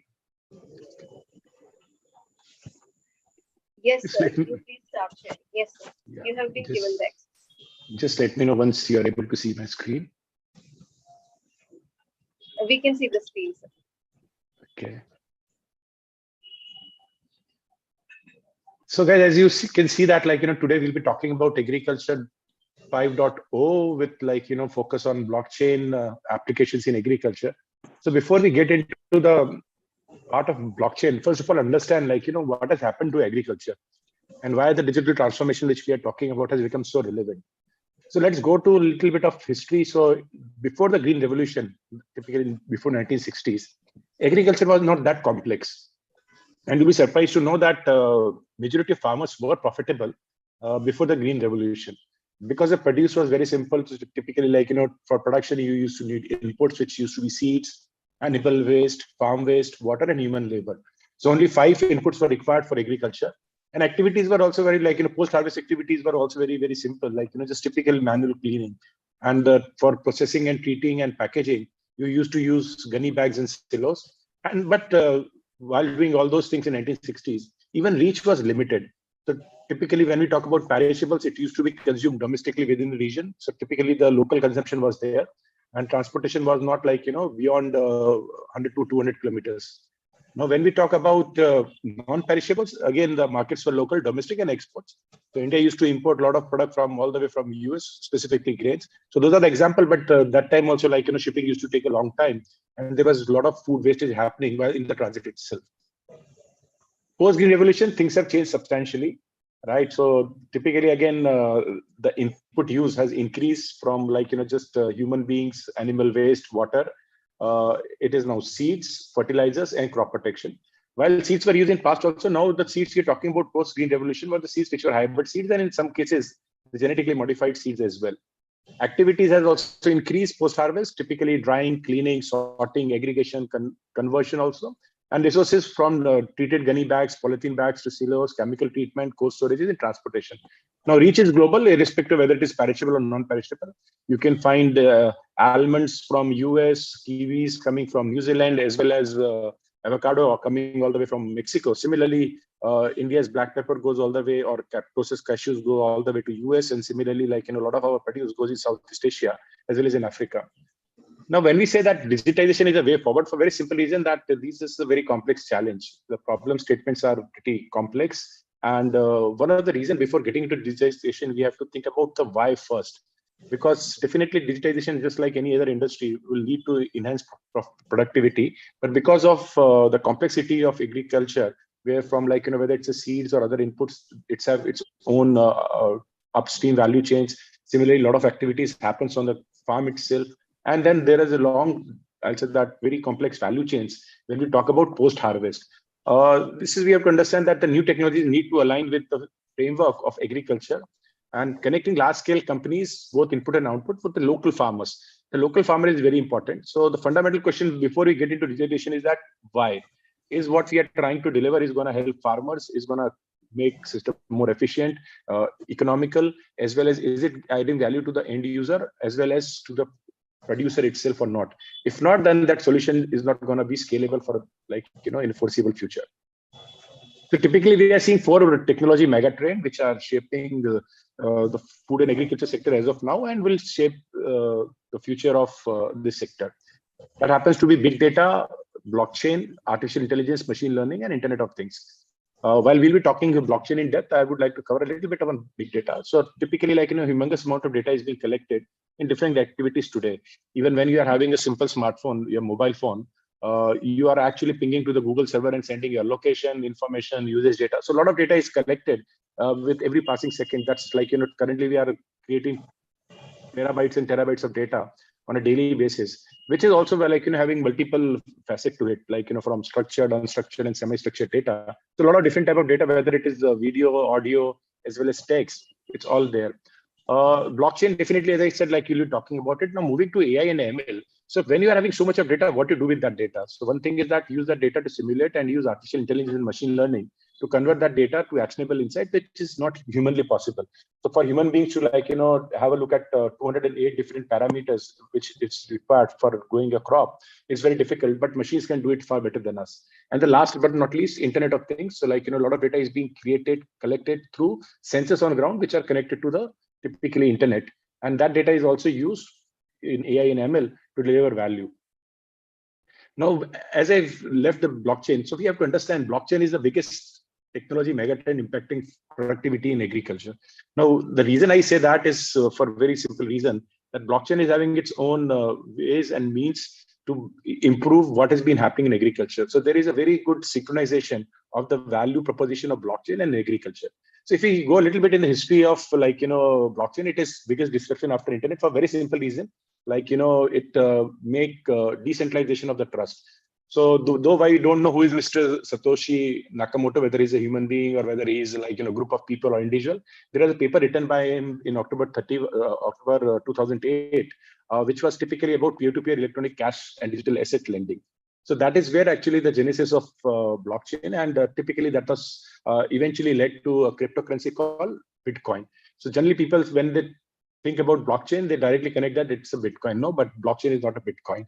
It is typically a technology which backs Bitcoin. There are other popular blockchains as well: Ethereum, Cardano, Binance Smart Chain, EOS, or IBM Food Trust, which is more relevant to agriculture and food sector, to name a few. As I said, blockchain is not a Bitcoin, but its origin lie definitely like, in Bitcoin. Now, a lot of people say blockchain is a new technology. Now, Bitcoin has been there for more than 10 years. Now a technology which is there for like, more than 10 years, right? It has to be tried and tested and old technology. While we always talk about a lot of frauds happening in cryptocurrency, but it is not because of the lack of technology capability. It is of people not having wrong intention. So it's just like, when we say that cash is a successful way of doing transaction, but if there is someone who is having wrong intention and he robs a bank, then you cannot question the cash, right? You question the intention as well as the bank itself. Similarly, blockchain is very robust technology, tried and tested. There has been not a single case of hacking into the Bitcoin's blockchain, right? Similarly, when we talk about Ethereum, there have no been cases where actually the breach of the blockchain has happened. But yes, people have fooled others by saying that they're on the blockchain while they have a simple database and then they manipulate it. So majority of the stories you are listening about, frauds happening in cryptocurrency is not because of the technology. It is of people being not careful when they actually do a transaction on a system or when they start believing a typical platform without knowing about the platform. So typically Bitcoin is nothing but it is bank of internet where everybody is anonymous. There is no central reserve bank type of thing where who decide how much currency to print and how much currency to roll. It is having its own algorithm and only limited amount of Bitcoins can be created over a specific amount of time, and everybody who validates those transactions typically is allowed to keep or retain a part of the value being generated. For every transaction, you'll find that in Bitcoin, there is a validation which happens, which is known as data mining, and that all the data miners also get a part of piece of the value generated in form of the Bitcoin itself, a partial Bitcoin itself. So typically, blockchain is nothing but an infrastructure upon which the Bitcoin rests. Every 10 minutes, there is a new block which is added by the miners on a Bitcoin blockchain. So typically, this is what Bitcoin and blockchain relationship is all about. Now let's understand how the blockchain works. So for example, there are multiple people who are part of the blockchain network, and then someone requests a transaction. So the requested transaction is broadcasted to all those who are typically peer-to-peer connected to the blockchain network, which typically consists of computers and or which are known as nodes. Now these computers can be a computer itself, like laptops or desktop, or it can also be a mobile device or any device which is having computational power. So from there, actually, what happens is that once that the transaction is broadcasted, there are people which are, as I said, typically known as miners. They would be running the algorithm to validate a specific transaction. So some of the network of the nodes will validate a transaction and user status using these algorithm. Once these miners validate the transaction, the transaction is added to existing blockchain as a part of a blockchain node, as a part of the blockchain as a block. And any block is actually connected to the previous block and the subsequent block. So that makes blockchain immutable. And once the block is created, the transaction is recorded and the whole transaction is completed. Now let us understand, what this distributed ledger technology is all about. So it is nothing but a simple database, but it is distributed across the network. So typically on internet, and everybody who is a part of that network would be having a copy of it. It is auto-synced, so every copy is same, almost instant. So the blockchain information or transaction information on my node would be similar to anyone else's node who is part of that network. It is encrypted, so all blocks are encrypted with the private key. So anybody who create a transaction would be writing it through private key, and those who validate it would be doing it through their private keys. And finally, anybody who's having access with the public key can see that transaction. So it is immutable, so no transaction can be deleted. Now, reason it is not deleted, you can see on the right side, there is a diagram. So you can see that the block 52 is having a reference of a previous block 51. So if you see the proof of work, and then below that, there is a previous block. So the proof of work of previous block is connected to is embedded in a block which is the subsequent block. So similarly, block 53 is having a reference to block 52. So now in case you want to do any change in block, for example, 51, it is nearly impossible because it will be connected to block 50. Similarly, if change need to be done in block 52, it is impossible because it would be again be having a reference to block 51. So individually, you cannot change or delete any transaction. Commonly, it is open and public, so everyone authorized can add the blocks, and it is consensus based. Ensure only one version of truth is there. Now we are having various ways of typically configuring a blockchain. So the most common one is actually permissionless public distributed ledgers, which is at the bottom. And the most stringent, which is typically used by corporate, is permission private distributed ledger. So in permission private distributed ledger, the transaction is limited to predefined set of nodes. So that means it is private. And the validation and writing of the blocks is granted by the central authority to a predefined set of nodes. So here you can similarly treat it as the central bank, Reserve Bank of India, which allows who is able to validate a currency. The same way, like, the private blockchain, which is permission works. The next configuration is permission public distributed ledger. So anybody, that means having a computer or write software, can access the blockchain, but the validation is only done by a handful of the people who are allowed by the central authority. The third type is permissionless private distributed ledger. So here again, the people who can access the blockchain network are limited or private, which are allowed by typically based on predefined set of nodes. While anybody who is actually part of this network can validate. So that makes it permissionless. And finally, typically the example being any of the cryptocurrency that is permissionless public distributed ledger, that anybody can, who's having a right software, can typically broadcast a transaction on the blockchain, and anybody who is allowed, right, to be on that network without any permission can actually, like, validate those transactions. So this is typically totally anonymous. It is something which is totally public and there is no permission required. And as I said, the examples are cryptocurrency. Now let's talk a little bit about something a little bit more embedded, which is having more capabilities, which is Ethereum or the smart contracts. So when we say Ethereum, actually it is a blockchain platform that supports a further evolved version where it can be used for development and deployment of decentralized applications and smart contracts. Now, smart contracts is nothing but it's just like a simple contract which you do in a physical world with all the parameters which are codified. And all the parties who are supposed to be the signatory of the contract, they are part of this blockchain or Ethereum network, and then they validate and they sign it using a private key, hence making the contract, like, typically enforceable. It was launched in 2015 and is one of the most prominent and widely used blockchain platforms currently. We have to understand that this is a general purpose blockchain and it is not exclusively designed for food and agriculture. But however, it can be utilized in agriculture as well, just like any other industry. So why Ethereum? So smart contracts, it enables the creation and execution of smart contracts, which are self-executing agreement with predefined rules and conditions. Decentralized application can be actually, like, deployed on top of Ethereum blockchain. Then we are also having a lot of Ethereum virtual machines. So it can be like, you can have download your own virtual machine and you can run it on your own machine, typically computers, right? So you can create your own blockchain network without, like, depending on a public cloud. It is ERC standards, which are typically nothing but Ethereum request for comment statement. And this is series of standards which have been, like, typically defined by the Ethereum itself. So you can work around those rules and protocols so that actually the solution which different people are building, if they are following the same ERC standards, they can interoperate with each other easily. So as I said, that, Ethereum can be base of application for blockchain in agriculture. So as I said, it is not specifically tailored for food, but it is having a lot of value addition, specifically when we talk about smart contract, which is very relevant when it comes to agriculture. For example, like, when we talk about supply chain or for both on input and output side, whether we talk about the monetization of agriculture data, validation of IoT data, or like, multi-party agreements, when we talk about cross-border trades, somebody export, all the documents required for that can be the part of this smart contract. So typically, like, Ethereum, if used in agriculture, can provide transparency, traceability, and decentralized governance. So as I said, there are some other alternatives as well. So Binance Smart Chain is a blockchain platform developed by cryptocurrency exchange Binance, and it offers fast and low cost transactions, making it an attractive option for developers and users. BSC is compatible with Ethereum, allowing developers to port their Ethereum-based project also. Then the Cardano is another very popular platform that aims to provide a secure and scalable infrastructure for development of decentralized application smart contract. It is actually emphasizes on academic research, formal verification, and layered architecture to enhance security and sustainability.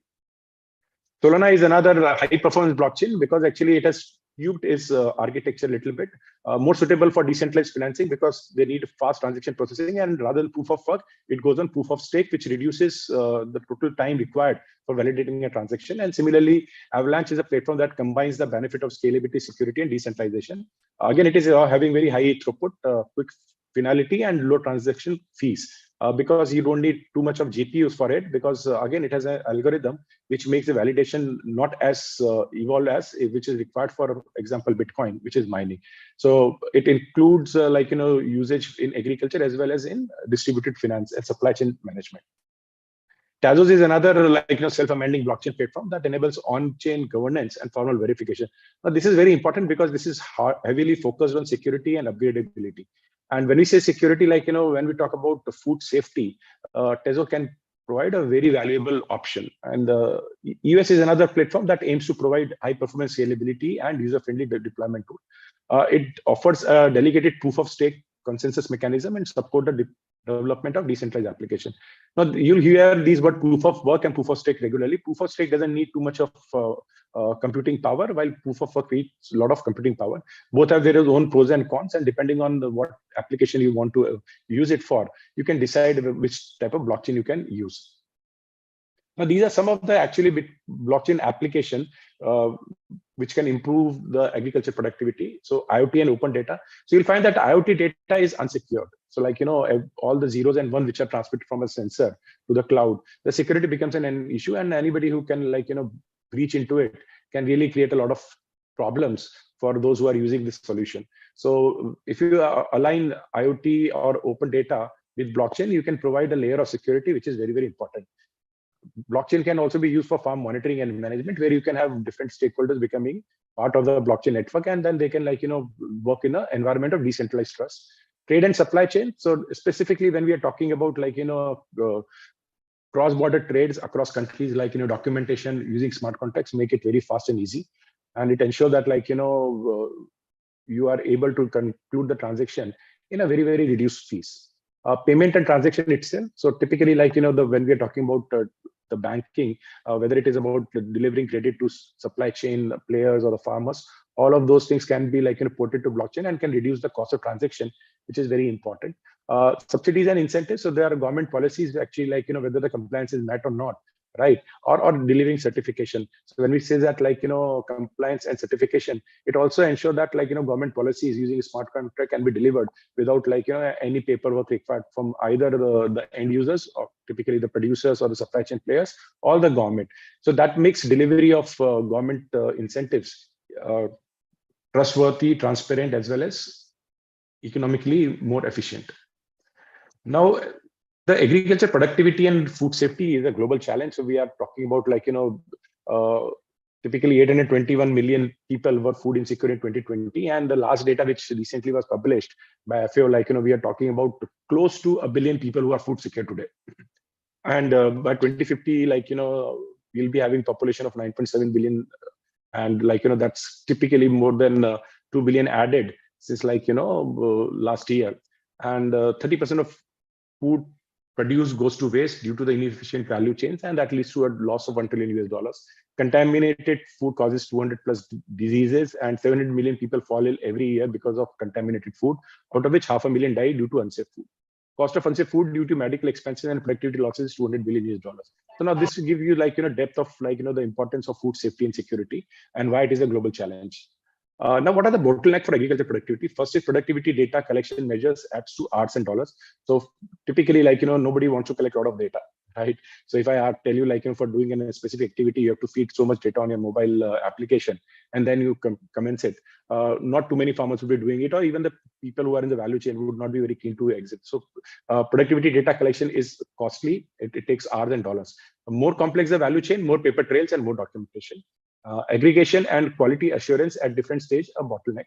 So typically, you won't be having all the testing tools or quality assessment tool at all the stages. So that makes it different. Tracing the source of contamination or deviation difficult and costly. So you cannot trace back actually from where, in case you have got a bad product, right? For example, a bad apple, you don't know exactly when actually this creeped into the value chain. Who have been the actual supplier, because aggregator would be taking it for hundreds of farmers, and wholesaler would be taking it with hundreds of aggregators. And when it comes to you, that aggregator would have sold to hundreds of retailer who would have sold to hundreds of shops, and then it coming to you. So finally, tracing the origin of any contamination is very difficult. Logistic can be a critical spoiler, especially for control environment transportation, because for example, if you're in a control environment containers, what we call refrigerated containers, right? A product move. If the refrigeration was not working for 1 hour, right? You'll never know. So once actually product is delivered to you, it is of substandard quality, then you come to know that there is something wrong, but you cannot actually point it back. That it is the logistic which lead to this typically contamination or spoilage of the food. Difficult to regulate and enforce compliance. That has always been a challenge across the world, where actually to work on compliance, right, is always a non-scalable, I'll say that, or easy to execute area. So why blockchain in agriculture? So all the problems I talked about in previous slides, right? The blockchain in short provides you traceability, it provides you immutability, it provides you transparency and efficiency. Now that solves many of the problems of food safety and security, as we just mentioned before this slide. Now, this is how typically a digital architecture work in blockchain application. So you're having farm data coming from IoT, satellites, drones. Then there is a publicly available data on public clouds. Then there is a proxy data, which could be on the public or a private cloud. And then the transactional data, typically traceability data and the blockchain-based transactions data. And all of that goes into big data engine. Either it can its own create actionable insight, or then you use AI and ML tools, right, to create more value and actionable insight, which are provided to the different stakeholders. Now, these are some of the blockchain application in agriculture and food sector. So food safety, ensuring the food to plates is grown in a sustainable and is traced end-to-end from farm gate to the fork. Remove counterfeit, especially this works more on when we talk about agriculture input, because a lot of counterfeits agriculture input, whether seeds, fertilizer, pesticides, high cost inputs are their duplicates are being produced. Risk mitigation, empowering farmer giving them the right sort of insurance or risk mitigation tools, which are parametric insurance, can be done through blockchain. And then the data monetization. In future, we might see that farmer will not be only having a revenue stream by selling their agriculture commodities, but we can also sell their data. So these are some of the agriculture-centric blockchain platform and protocols. So IBM Food Trust, so it is developed by IBM. It is actually aim is to improve food safety and traceability, and it enables participation in the food supply chain, such as farmers, suppliers, manufacturers, distributors, retailers, to track provenance and movement of food produced in a real time. The provenance itself is a blockchain platform that focuses on traceability and transparency in supply chain, including food and agriculture. It allows consumer to access information about the origin, ingredients, and process involved in production of the specific products. Even if there are multiple producers that are involved, that can be done. Next is AgriDigital. So AgriDigital is a blockchain platform that specializes in agriculture supply chain, particularly in the grain industry. It offers features such as digitized contracts, secure payment, transparent inventory management to streamline transaction, mitigate risk. Origin Trail is another, which actually is focused more on ensuring that the integrity of information and facilitation trust between different type of stakeholders involved in agriculture value chain. So in my view, blockchain addresses some of the key current challenges of agriculture, including lack of information, poor transparency, inefficient value chains, and severely limited access to resources. This will lead to enormous improvement in productivity of agriculture while making world more food secure and the sector as a whole more environmentally sustainable. Now let's understand a little bit about another problem which is solved by blockchain, that is on the input side. So if you see that agriculture input ecosystem, it relies heavily on, for example, when we say agriculture, it depends on seeds, fertilizers, pesticide, machinery, etc. And 50 to 80% of total cost of cultivation is agriculture input. So agriculture input market consists of producers, manufacturers, carry and forwarding agents, distributors, and multiple level of retailers, with farmers as an end consumer. So retail are not just the point of sales; they supply also. They give a lot of information, and they are providing inputs to farming community on parcel of practices, what needs to be done, and any infiltration is there, but farmer goes to the retailer first. Farmer globally have been facing issues like lack of quality fertilizers, pesticide, and seeds, inefficiency in supply of inputs, spurious, counterfeit, and illegal product, pricing frauds, lack of information on usage of the inputs, etc. So these are some of the challenges when we talk about the agriculture input ecosystem. Further, as the supply chain is highly regulated and dependent on paperwork and data, it creates another level of bottlenecks. So lack of supply chain wide data hampers complete analysis of supply chain, leads to inefficiency. Now, this is the challenges we are seeing from the typically the value chain player perspective, not the farmer perspective. Unpredictable demand depends on many factors, making inventory management difficult. Diversity in cropping patterns make product placement and availability a key challenge. Lack of decentralized information and communication tools, lack of verifiable authenticity given rise to counterfeits and fraud. And business among players is usually limited to people you know personally and trust. Now, what are the typical objective of any input ecosystem? It has to enhance definitely crop production, promote sustainable agriculture production, improve profitability of the farmers, reduce public and occupational health hazard, meet obligation under international convention, efficient chemical life cycle management, minimize negative environment impact, ensure compliance and better informants, and eliminate illegality and malpractices. Now, this is where actually you find that the counterfeits, they are the biggest threat, because 25 to 40% of the pesticides sold in a developing country like India are illegal, substandard, spurious, and counterfeit.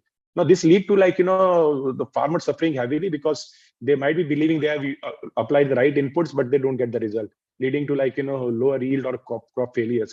Sometimes even lead to total devastation of their farmland.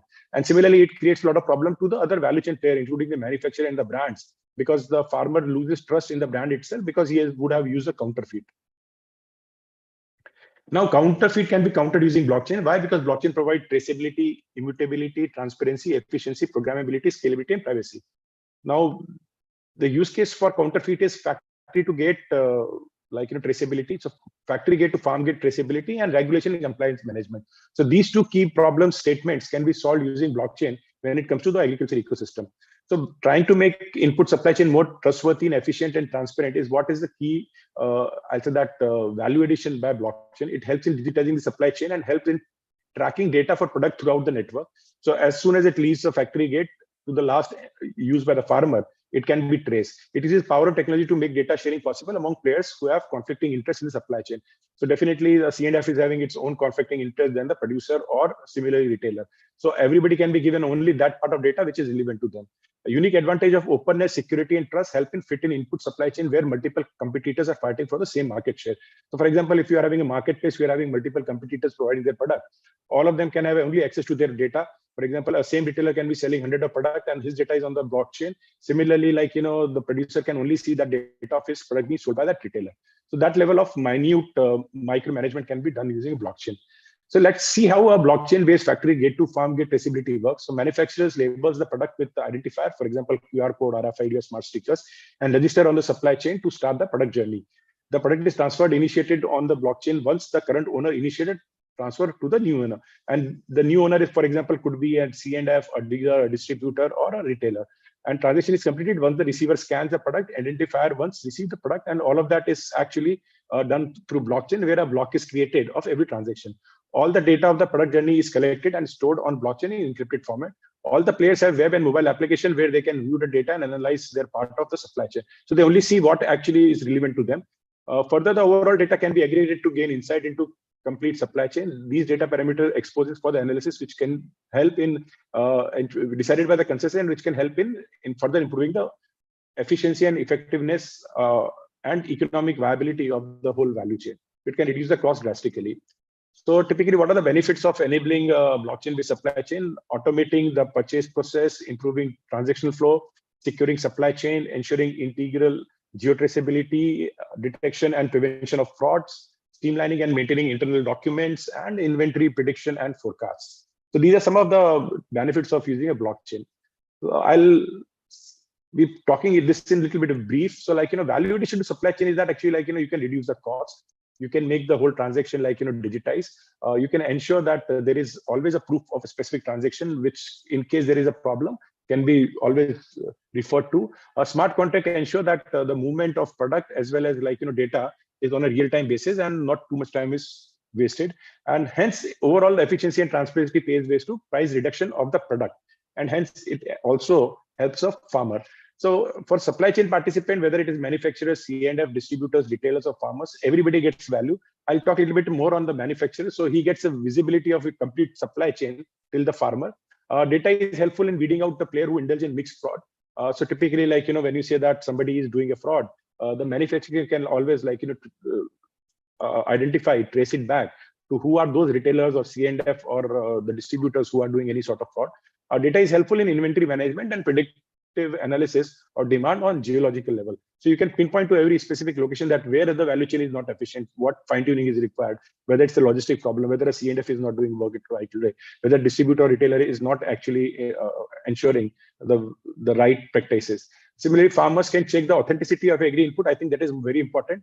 So typically, a farmer can just scan with the QR code and send that information, and on the blockchain, it can be referred. And once a transaction is validated, you know that actually the product you have bought is not a fake. Get expert insight with the agri input historical data from the network, and more efficient supply chain means economic product for the farmers. Now, when we talk about blockchain-based regulation and compliance management, so if you see that typically the regulation have three pillars: transparency, trust, and traceability. And I have shown you in previous part of the presentation itself, these are also central to a blockchain. So compliance through a blockchain gives you a holistic framework for enforcement of policies in coherent manner. And it's always like, good policy is great only if it is implemented well. And blockchain ensure that those implementation happens. I'll just give you one example. There are close to 40,000 cases pending with the regulators for allowing biostimulant and bionutrients, right? And that processing is taking humongously long time. And typically, one registration in India takes 6 to 7 years, right? And in the current world, just think about, you have come out with a very novel product, and it takes 6 to 7 years for you just to get a regulatory clearance. Like, that reduces the possibility of using innovation in agriculture. So these type of problems can be resolved when you are having compliance and regulation based on a blockchain. So how the blockchain-enabled compliance network works? So product, regulator, enforcers, intermediaries, retailers, and farmers all can be on that network.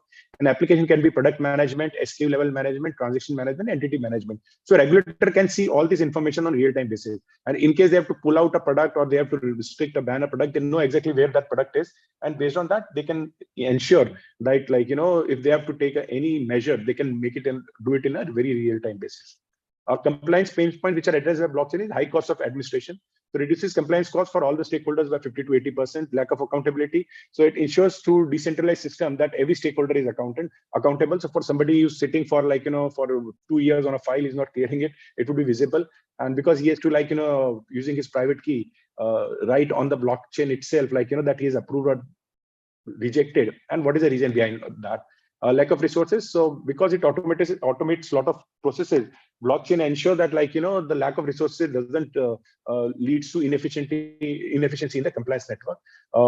Difficulty in enforcement of compliance. Again, as I said, that all the stakeholders can be part of the blockchain network, and on real-time basis you can have the data, and using right dashboard you can ensure that the enforcement can be very productive. Now, another use cases for agriculture is output to ensure food safety and food security. So here, farm gate to fork traceability and global food trade transparency, which again I've explained earlier in this presentation itself. So when we talk about agriculture output, farm to fork problems are food safety measures and provenance difficult to achieve, complex paper trail and documentation, quality assurance at different stage of bottleneck, visibility across value chain, including actions, logistics, storage, condition monitoring, and difficult to regulate and enforcement of compliances. So how do we make food value chain more trustworthy and efficient and transparent? Again, as I said, by having all the different stakeholders on the part of the blockchain network, because it digitizes commodity value chain and helps in tracking data for the product throughout the network. So exactly the origin and the end usage of that specific product. So these are some of example of how it is of existing deployment, how it is working. So for example, Carrefour provides the data to the shopper. So shoppers trace quality and origin of antibiotic-free chicken from production through distribution by a QR code scan. Coffee platform transform industry. So coffee farmers platform enables consumers to learn about their coffee journey and the ability to donate to the coffee farmer. So this is already tested in multiple countries, including Ethiopia. So if you are just scanned, in case you want to pay to the farmer who has grown that coffee which you are drinking or you have purchased, right? You can straight away remit money to him. Walmart, is using it for leafy green safety. So they have asked all their leafy green supplier to ensure instantaneous tracebacks in the event of food recall. Again, it is based on blockchain. So GSF is another for tracking of freshness of beef. So track, trace, and monitor fresh beef throughout the supply chain with ERP, RFID, and IoT temperature data. Again, this is also based on a blockchain.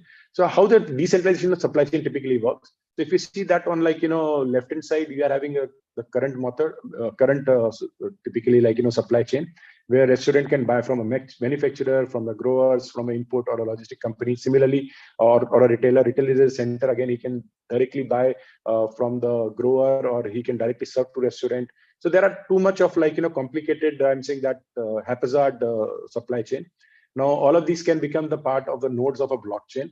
And then you can streamline that whole value chain very easily, where all the data is stored coherently on the blockchain, and only that data is made available to you, which is relevant to you. So for example, grower can see that actually who is buying his product, and then there is no problem of the trust, because trust is decentralized, it is taken care of the blockchain.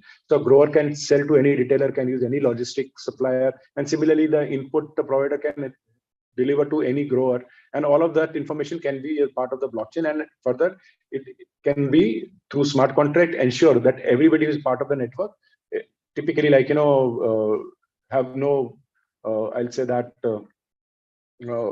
backing out of a specific contract. So this is a typically blockchain-enabled agriculture output supply chain. So growers, they share and prove the point of origin, prove sustainable and ethical growth practices, improve brand trust, and strengthen customer loyalty. For food manufacturer, it improve brand trust, strengthen customer loyalty, see the manage inventory in real time, monitor dwell time, share records with the other supply chain partners. Wholesalers and distributors can manage inventory, track and improve freshness, monitor dwell time, real-time inventory management, and conduct targeted recalls. Food retailers, for them, it improves brand trust, strengthen customer loyalty, grow revenue, extend shelf life, reduce food wastage, conduct targeted recalls, etc. And then for food logistic companies, they can see and manage inventory in near real time, track and improve freshness, monitor dwell time, real-time inventory management, and comply with new regulation and efficiency wherever they come. So blockchain address some of the key current challenges of agriculture value chain, both upstreams and downstream, that is for input and output. This impact multiple aspects of food economy in general and agriculture in particular, as from food safety to food security to cost of food produced can have impact of blockchain. With that, I would like to end my presentation, and I'm available for any questions if you have any.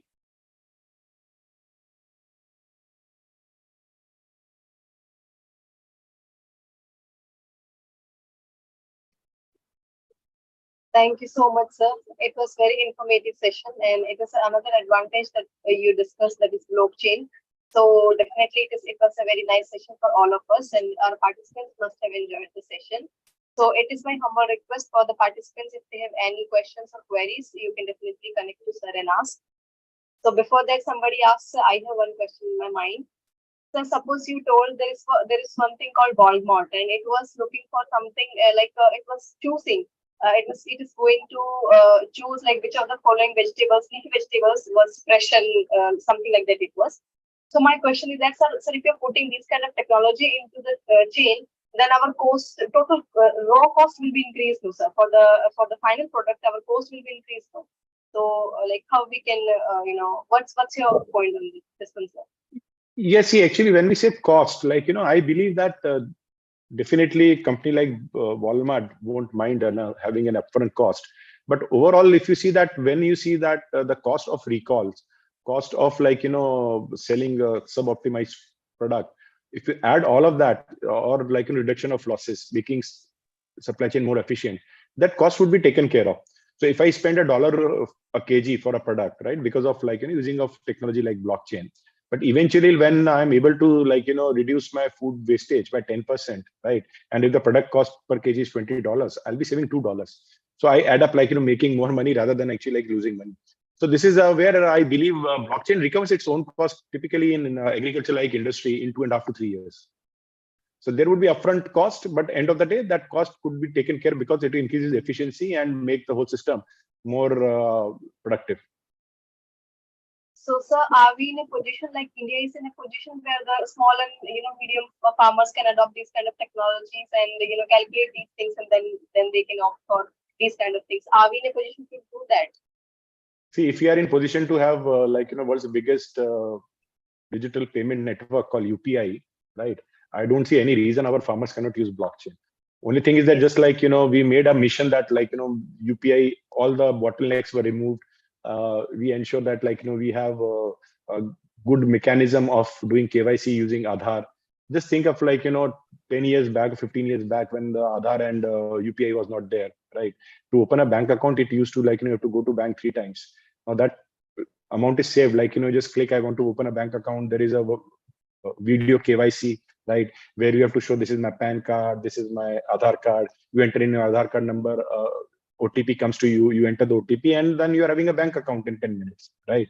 So this is where actually if there is a will, then there is a way. So I don't believe that only the farmers of developed country can use blockchain and the farmer of India cannot. We have all the possibility, capability, and I'll say that right sort of digital infrastructure. Only thing is that we need to have right will also. Yes, sir. Thank you so much for answering my question, sir. So we will wait for 2 to 3 minutes if somebody wants to join.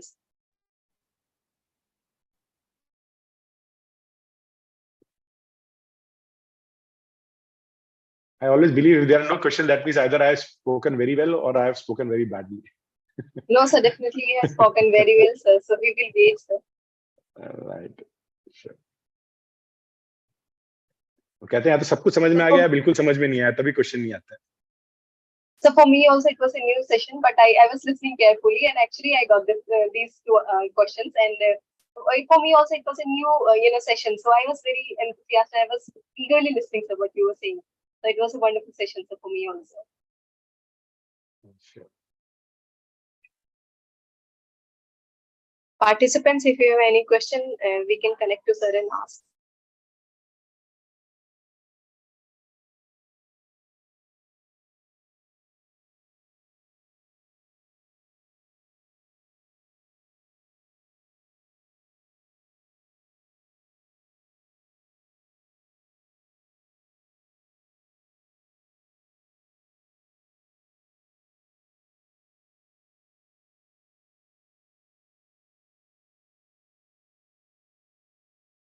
So I'm leaving my LinkedIn link as well as my email ID. So in case you have any questions, you can always directly write to me. Generally, I respond. Maybe it might not happen immediately, but it will definitely get responded.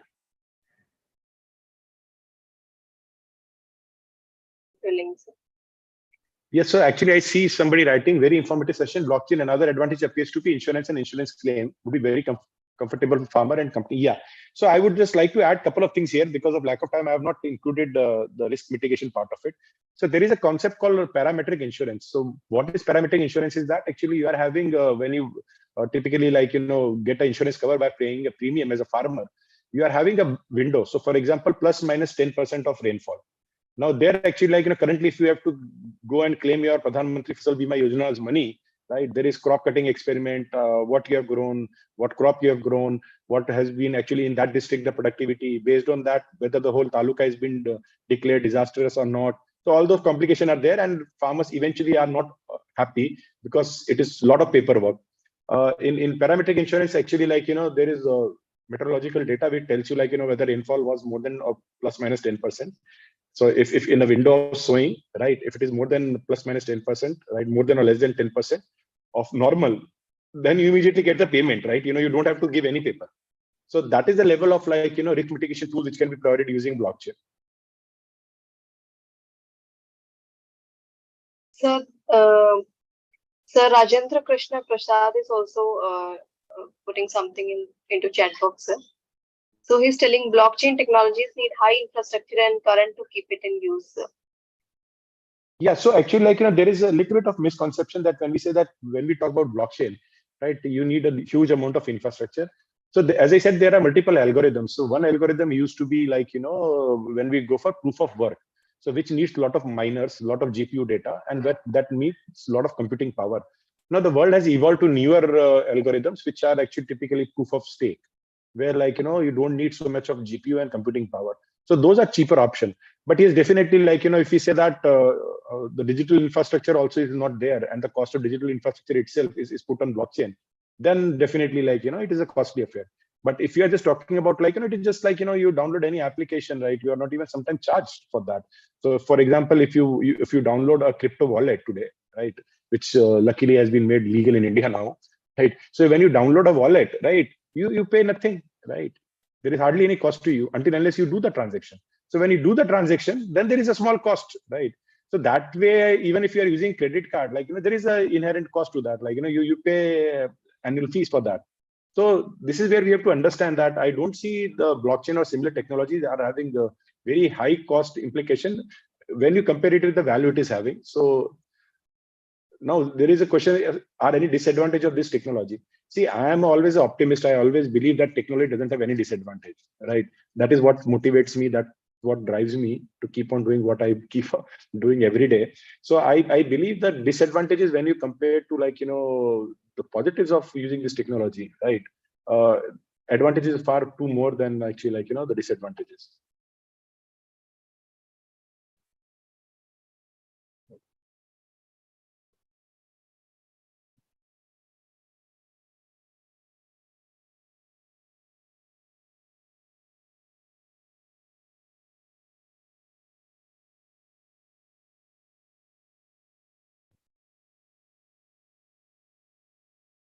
Am I audible, sir?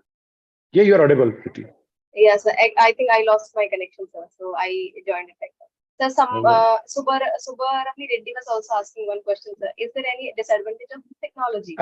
When you logged out, I've just given the answer for Okay, that. sir. Okay, sir. Okay. But So, for you, I can repeat that actually I don't see any disadvantage of any new technology. Only thing is that you have to be careful about deploying it in a way where it's not abused. So if there is no question,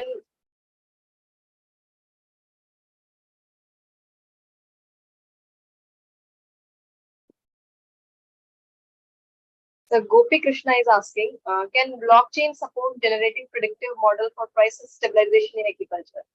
Exactly. That is where actually the value of collecting data. So as soon as you deploy blockchain, a lot of data gets collected, and that data can be used for a predictive model of price stabilization in agriculture for sure. And I've been someone who have been involved in commodities globally, and I can tell you this is the need of the hour. Because we don't have data, the policy making goes haywire, right? Then we have knee-jerk reactions of banning or putting input duties and all that.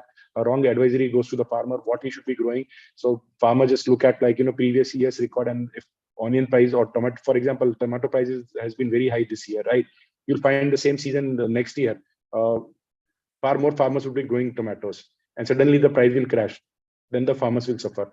So all that data, can be collected. The transaction data, traceability data, origin data is collected on blockchain, which can be used to make right sort of policy, and also the data can be used for predictive modeling of the availability as well as pricing.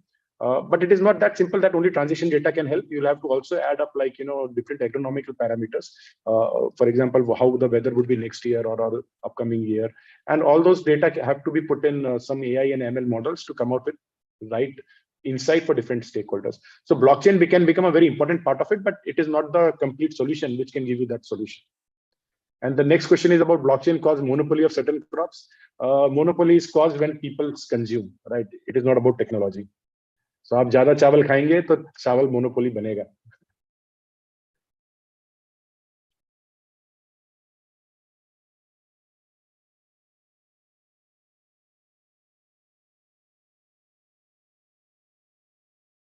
So Preeti, I think we can yes, sir. now Yes, conclude. sir. There are no Yeah. other questions. Yes, sir. If there are some, we will definitely connect to you through your mail or your LinkedIn address. Sir.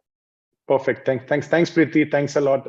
Appreciate your Thank you, efforts. sir, for very informative session, sir. On the behalf of Team Just Agriculture and our participant, I thank you once again, sir. Thank you. Thanks, everyone. Bye. Thank you, sir.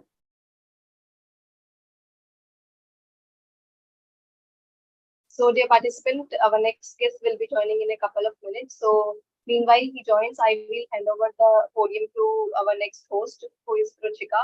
So, Ruchika, are we there? Yes, ma'am.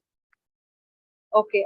So, I hand over this podium to you. So, we will wait for a couple of minutes while our next guest joins. So, over to you.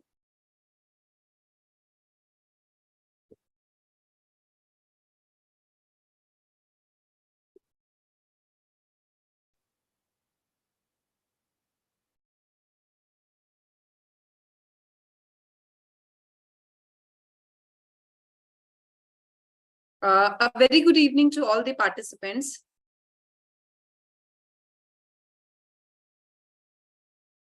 Am I audible? Yes, Ruchika, you're audible, but you're not visible. So, can you please keep your camera on? I'll again check the network. There might be some network issues actually. Okay, please.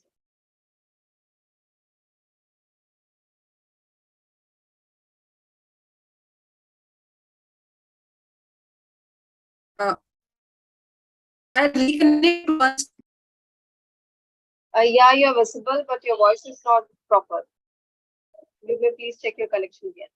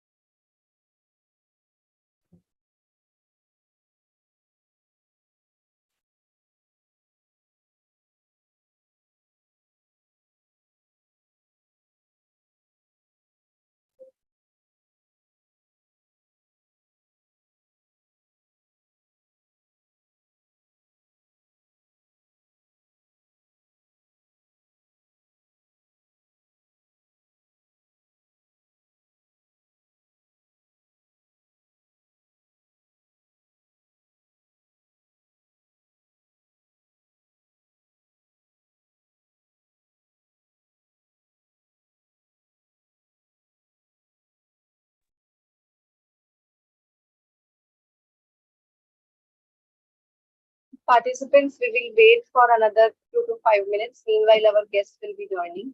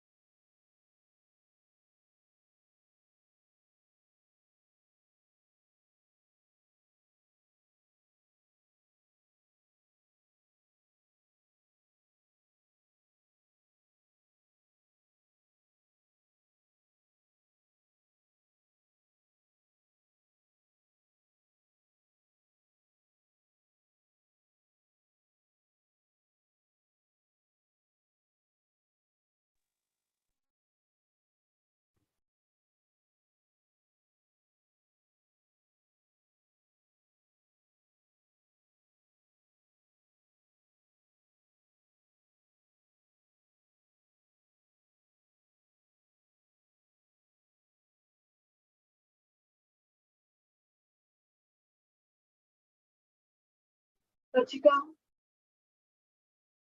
Yes, ma'am. Yeah, so am I audible? Ma'am, am I audible? Yeah, you are audible.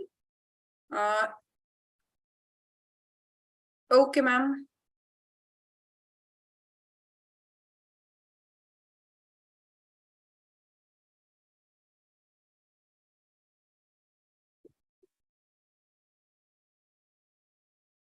So let me just confirm if our next guest has joined, and then you can start.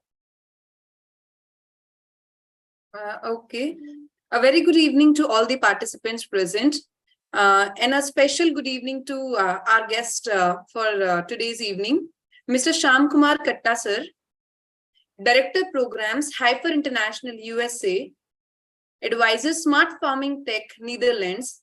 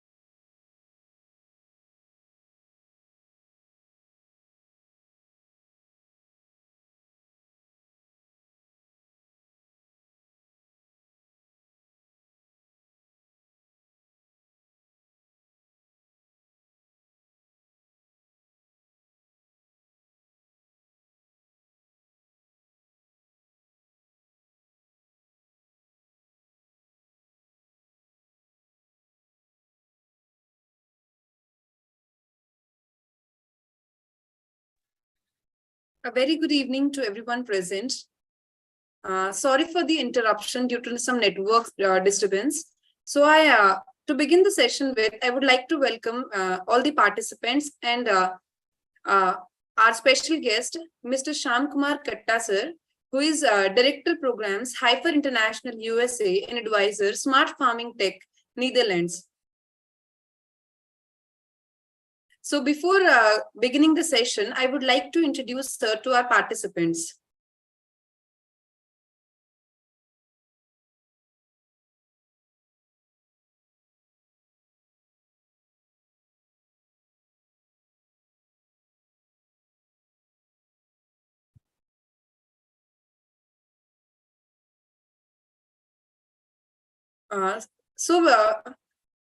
To begin his introduction with, he is a scholar in rural economy, women empowerment and livelihoods with a study on digital agriculture, social development and sustainable goals. He has 18 years of professional experience with 17 projects towards biodiversity, rural enterprise, agri-value chain and SME or MSME. Sir has been exploring biodiversity business opportunities to rural livelihood, sustainability through sustainable development goals. Sir has expertise in commercializing the farming sector, worked closely with around 600 farmer producer companies, agriculture value chain, approx 4,000 plus self-help groups enterprises. He's a man of grassroots in strategic planning, creating social impact, and is great at business implementation with critical thinking. So I welcome you, sir, to deliver your lecture. Yeah, hi. Able to hear me, right? Yes, sir. Give me a couple of minutes. Yeah, give me a couple of minutes. Okay, sir.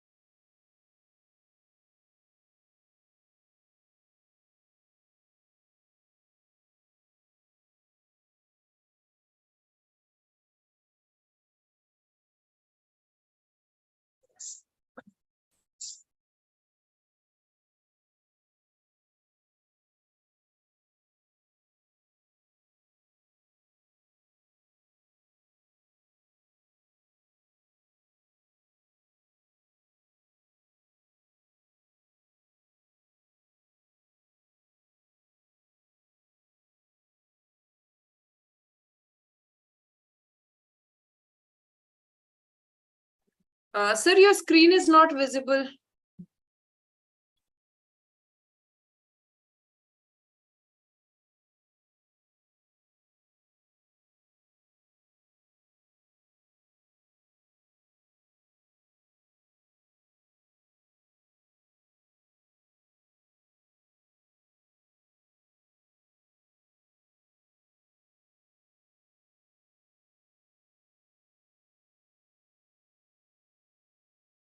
Sir, am I audible to you?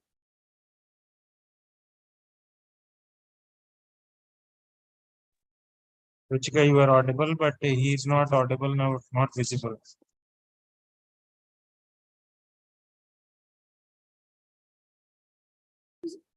Sir, I think he has some network issues or might be.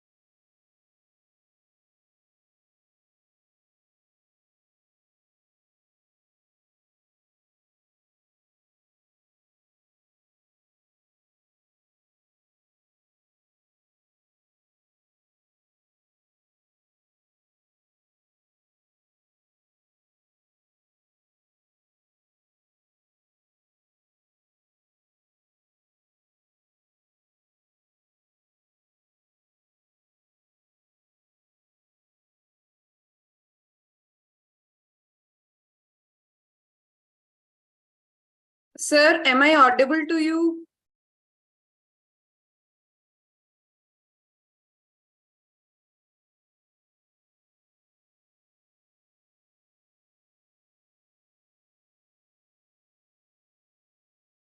Sir, your screen is not visible.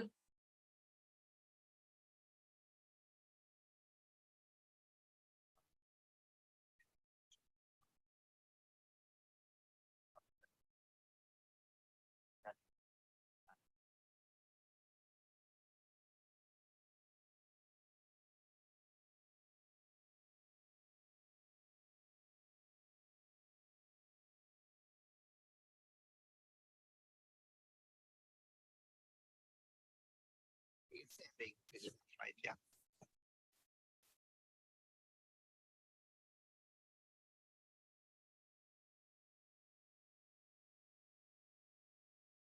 Sir, now it is visible. Am I audible? Yes, sir, you are visible and audible both.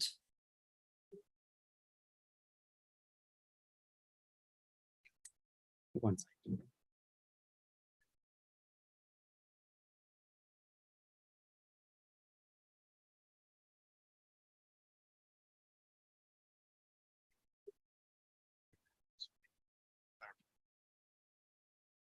This government, I think those would be the.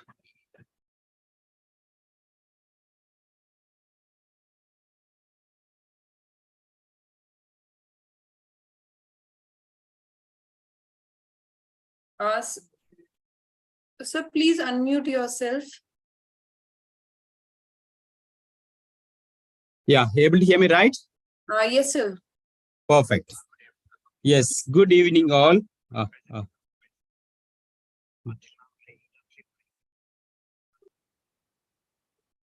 Okay, good evening all. Thank you for your patience. I'm extremely sorry I was late by a few minutes, but definitely I'll see that the wait is not wasted, but that wait is really worth. Thank you so much. My name is Sham Kumar Kata, and I am a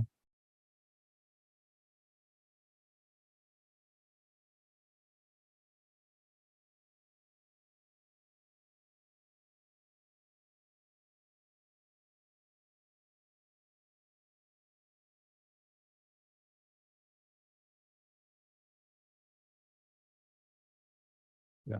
So, I think let me start with this small icebreaker with all of you. This looks 160 to 63 people. That's a big number here.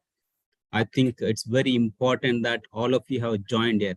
I request everyone to pick up a piece of paper and show it to me. A piece of paper and try to show it to me. Yeah. Don't come down. Others, please.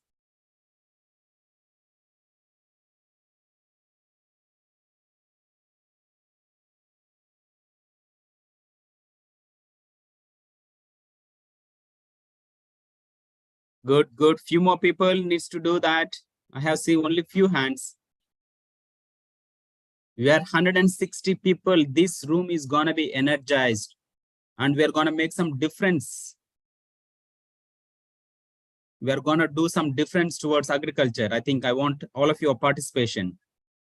I see very young people registered for this. I want you to write down on the piece of paper, what was the expectation of yours for joining this series? What was your expectation for joining Agriculture 5 series? What was your thought process? What was your approach towards smart farming or innovation or enterprise? What did it make you to come here? I believe this course is not free, and I think you paid some money for this course, right? So I want you to write down what did motivate you to join this course. Can someone show it who has written it? Can someone show who has written?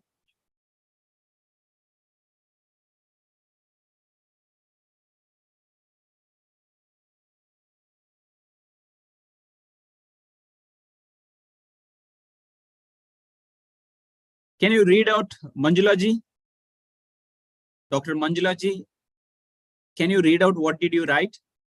Can the host give that permission to Dr. Manjula ji?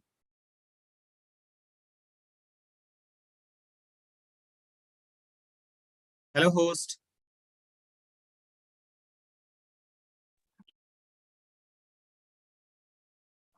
So the permission has been granted to her.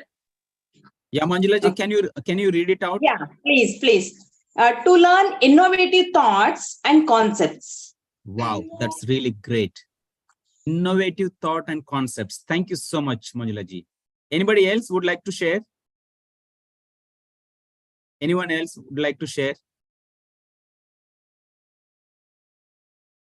Hello. Sandeep, yeah. Can you give permission to Sandeep? Sandeep Kapoor.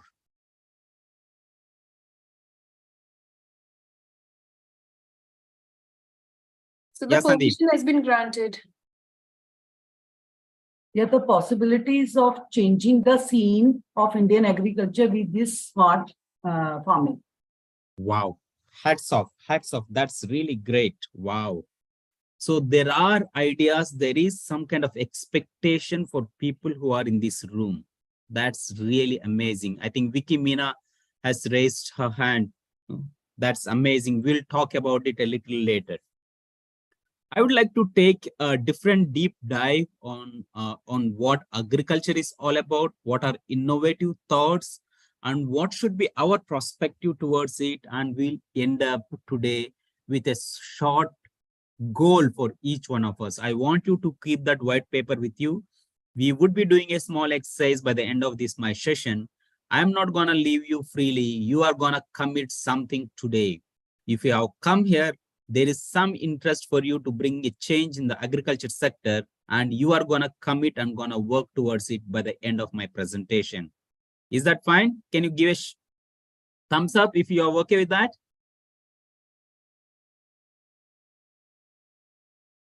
Sandeep has given thumbs up. Yes. Ruchita. Yes. Chaudhary. Yes. Great, great, great. You people are with me. Vishwas. Nice. Great.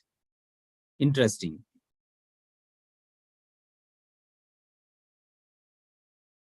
So, can someone volunteer and read this? What is this? Can someone can show your hand if someone wants to volunteer and read this? Vicky Meena, can you please unmute her or give me permission? I will try to unmute her. Yaka, Vicky Meena, please go ahead.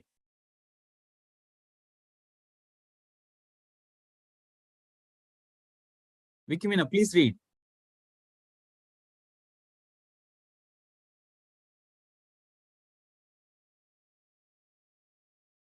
Sir, you have the permission to mute or unmute the participants.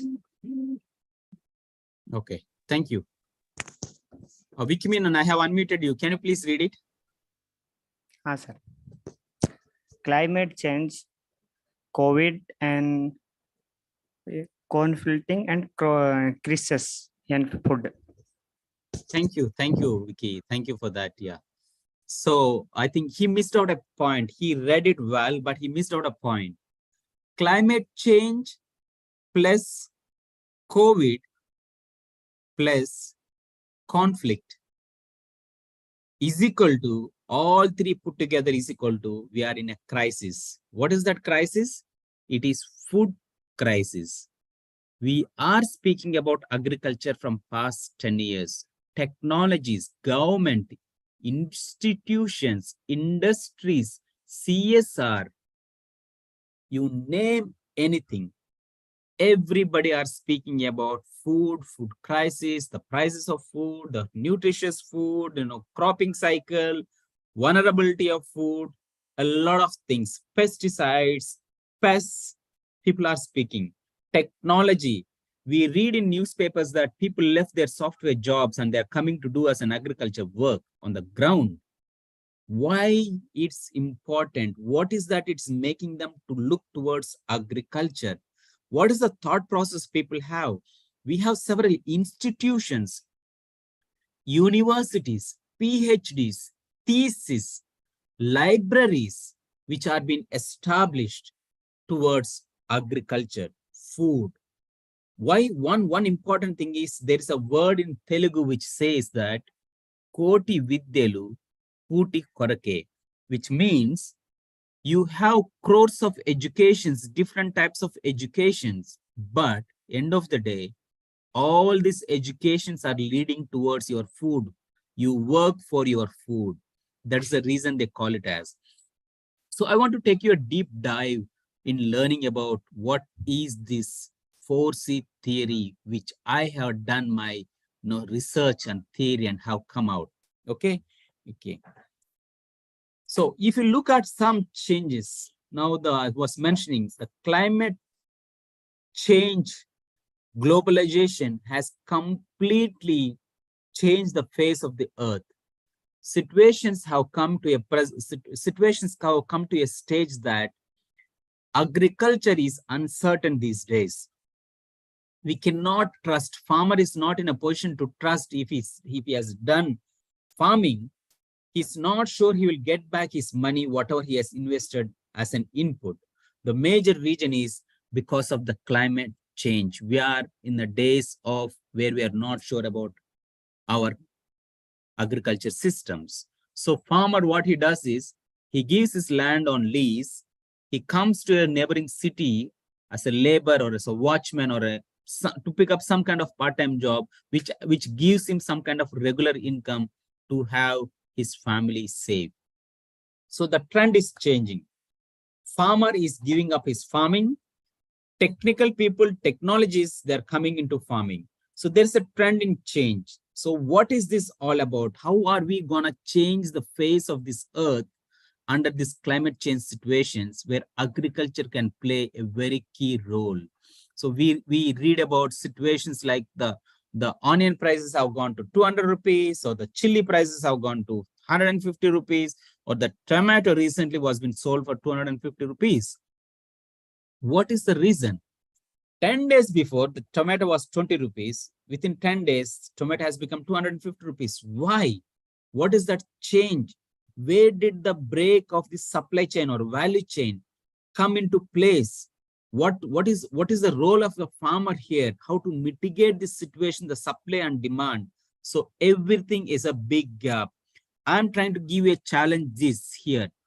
As I'm speaking, you see a problem and you see a gap. So that itself is a business opportunity for you to think around. If you are looking for an innovative thought, entrepreneurship, or to build technology towards it, there is a problem, and the problem has to come up with a solution, which you need to think on it. You need to start thinking on that way if you want to become an agriculture entrepreneur who wants to use technology into it. Okay, I'll show you this picture. This picture is a self-explanatory. So how the melting glares.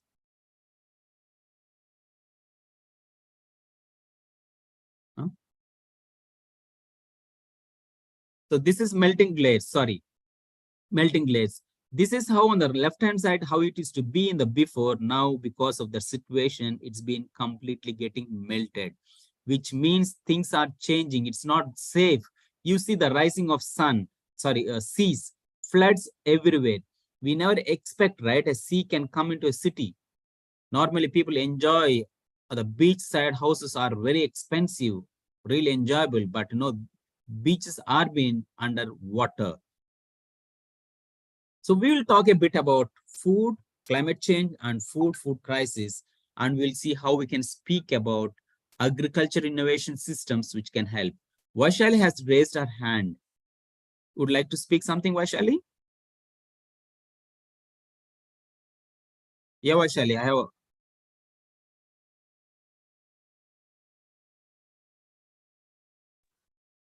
No, sir, that was earlier. I think it's because of network issue. It's showing that when you asked that why you opted this field, I raised my hand that time. Okay, thank you. Thank you for that. Okay, great. So we'll speak about climate change and food crisis. So we can live without phone, we can live without good clothes, we can survive without anything, but we cannot survive over a period of time without food. So let's concentrate, and the topic is gonna be food. Okay. So you see this picture, right? All of you see this picture? Okay. She is actually scouting for some kind of bread in the dustbin. This is a dustbin, and this picture, I have shot this picture by myself with my own hands. Okay. You see the other picture. You see this picture as well, right? This picture is been taken by FAO, Food Agriculture Organization. They have published this picture. So one side, you see people dying for food. Other side, you see people throwing food. Thousands of tons of food is being thrown. But here she's looking for one piece of bread. So you understand, right? Here there is a problem. She's not getting food. There also it's a problem. They have excess food. So which means it gives an opportunity for you to understand how you can come up with knowledge, build your tools, build your enterprises to build these two big challenges. There is gap everywhere. You need to bridge that. Great. Okay. Some facts I would like to speak about what's happening in the world. So farm workers belong to the poorest communities of the world, which means agricultural laborer, farmer himself, When I say farmer, he's a smallholder farmer. They themselves are the poorest community in the world. Poorest community. Yet, food is the biggest thing which is being bought. Everybody buys food. I may not buy clothes this year. I may not buy new clothes. I may not buy a new phone. I may not buy something extra gold this year. But definitely daily I will be consuming and buying food. And yet the producer, the manufacturer of the food is the poorest person in the world. This is a fact. Second thing, almost 80% of the farms, 80% of the farms, they use pesticides and chemicals. Everything grown is with pesticides and chemicals. So this needs to be mitigated. Because of that, soil contamination is happening. Because of that, illness is coming. People are eating pesticide foods. We are having a lot of diseases. We are becoming weak. We are not getting the right nutrition in the food. And every 4 seconds, someone is dying because of hunger. As we are talking now, someone is dying out of hunger. And especially, most of the diseases in India or illness are related to food safety. Like, unhygienic food, like an unhealthy food is being processed in some places which is not hygienic, or it's not in a healthy environment. So therefore it leads to illness. And this is the biggest one, the last one. Food waste. If food waste was a country, it was one of the biggest country, third biggest country in the world, which actually produces gas after India and China. So India is the first biggest country, and second biggest country in population is China. If food waste was a country, it would have been the third country. Food waste was being a third country. So these are certain facts I would like to update you. Okay. So our approach towards smart farming innovations and agri-entrepreneurships now is a game. We spoke about climate change. Climate change, I told you that because of climate change, production has come down. There's a very less production which is happening. You know it, right? That's the reason we had onion prices shooting up, tomato prices shooting up, chili prices going up, anything. Okay. Then consumption is high.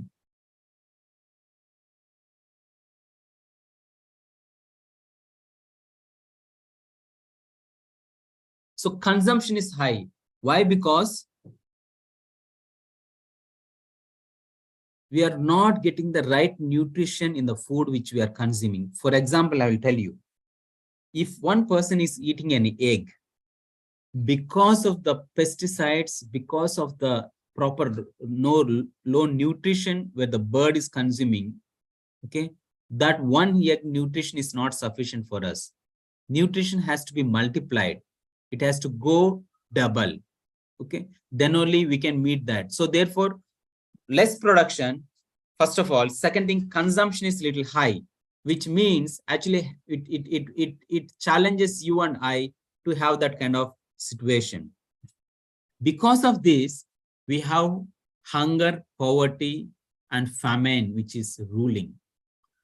One is climate change. Because of climate change, there's less production. And because of less production, consumption is very high. And when there's consumption high, there is no food availability for the people who are in need of food, and which is leading us to famine. So how can we bring in technology, innovation, and agripreneurship to mitigate this challenge? This ecosystem has to be built. Technology, if you are looking at an innovation, smart farming innovations, you need to look at technology, how you can mitigate situations. So this can help you as a business leaders if you look from a different angle towards this particular ecosystem. Let's keep moving forward. So one of the key mantra I tell you is how it can be mitigated is, one is we need to scale what all pilots we try to do, we need to scale it up, which means it creates opportunities for us for more businesses, more small and medium enterprises, technologies to come into place.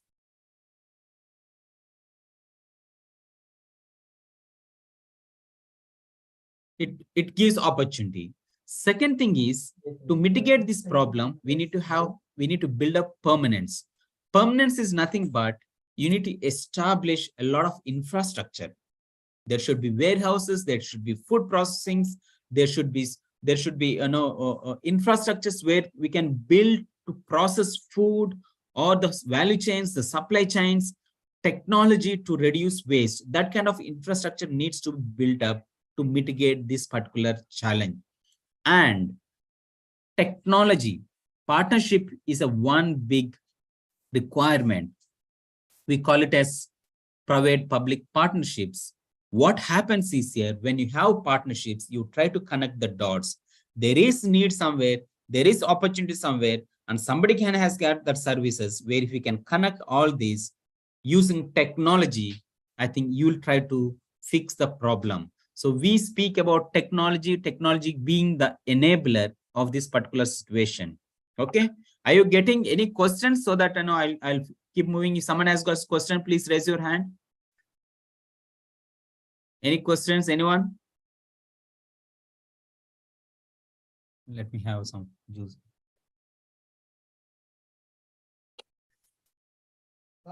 Any questions? So participants will ask the questions at the end of the session. Okay, Rich. Thank you. Yeah. Let's keep moving forward.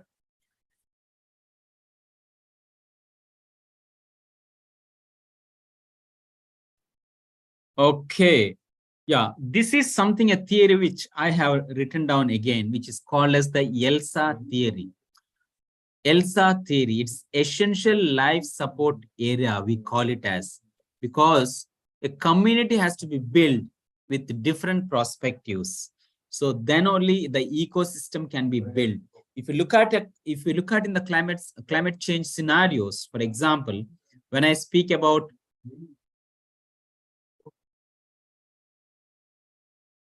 when I speak about climate change situations, now we see a lot of lakes getting dried up, a lot of seas rising up.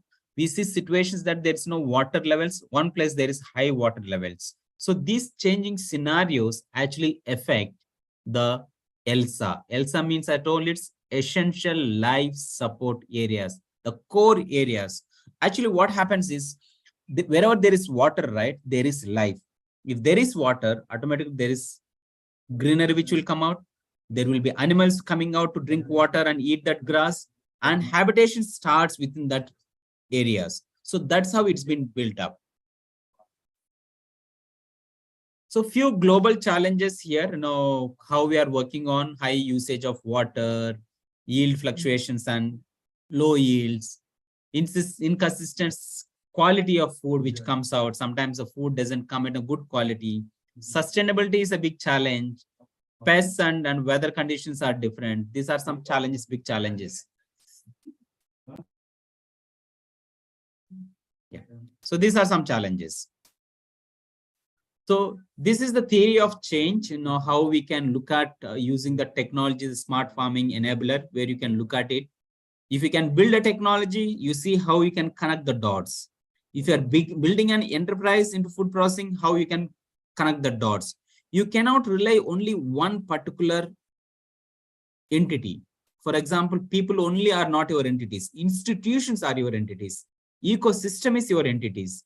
No, economy is one entity which you look at it. So as a being the smart farming enabler, we need to look at different dimensions when we think about establishing a business or setting up a startup. This is the picture which I have taken again from my own hands, where we were working on. I was mentioning about the ELSA, right? The ELSA theory. See how beautiful it is, the water, the plantation. So the climate situations, it gives an opportunity for life in that area. Okay.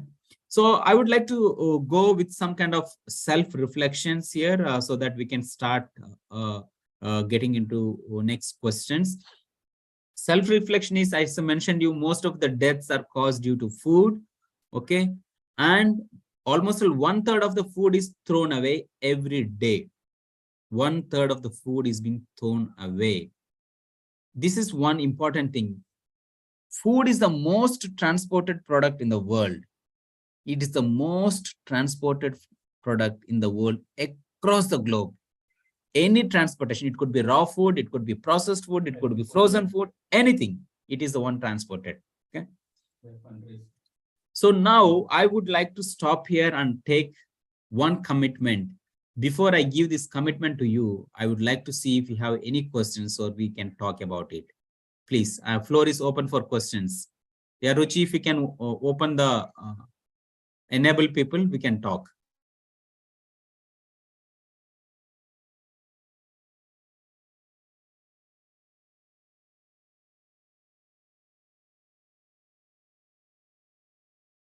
Anybody has got question, please raise your hand so that I will unmute.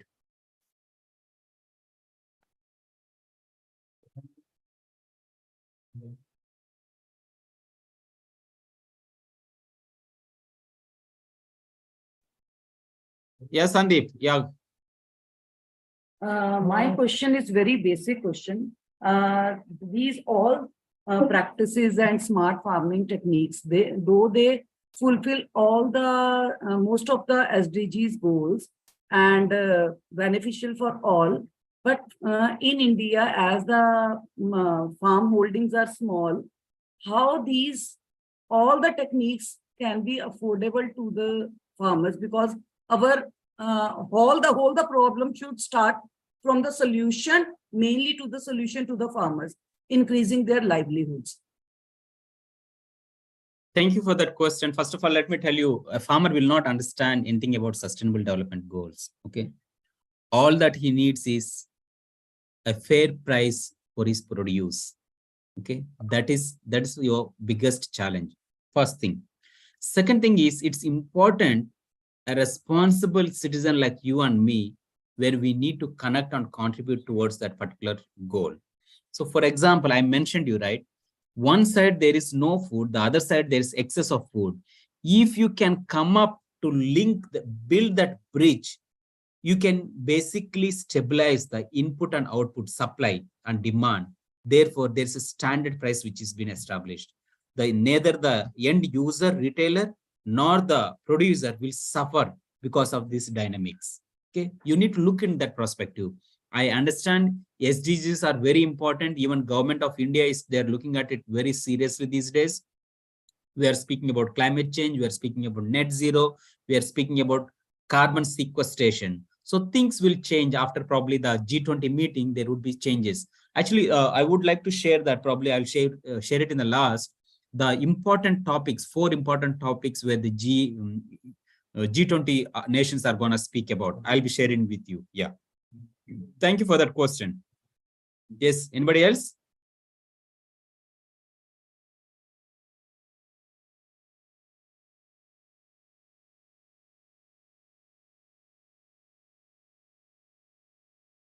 Vaishali, if you have any question, you can ask. I think I have Vicky wanted to talk, right? Yeah, Vicky Menon. Yes, sir. Yeah. Sir, as you told now, one side is the people are suffering for getting this food. On one side, they are throwing food in wastely only. So government of India can solve this problem by any schemes and regarding like any of kind of like situation wherever they are wasting food, they can provide to that people's. That's a good question. Thank you. Thank you for that. Yeah. So government of India is working on it. Government of India is promoting. That's the reason government is buying grains, right? I mean, from the mandis. They're trying to give fair price. MSP, we call it as market support price. Government is doing their part, but there is something where you and I and the farmer needs to do. Okay. So that has to be streamlined. There is that gap so that there's a business opportunity for you and me to mitigate that gap. So for example, bringing in technology, bringing in food processing, private players like public sector companies or private limited companies coming up with food processing, food storages, processed foods. These are certain things where people needs to come into place. So a big company cannot come and do in your region, right? But you might be having some kind of product which you can work towards it and create a circular economy, a living for you as well as a fair price for the farmer. That's how we need to look at solutions. Yeah. Anybody else?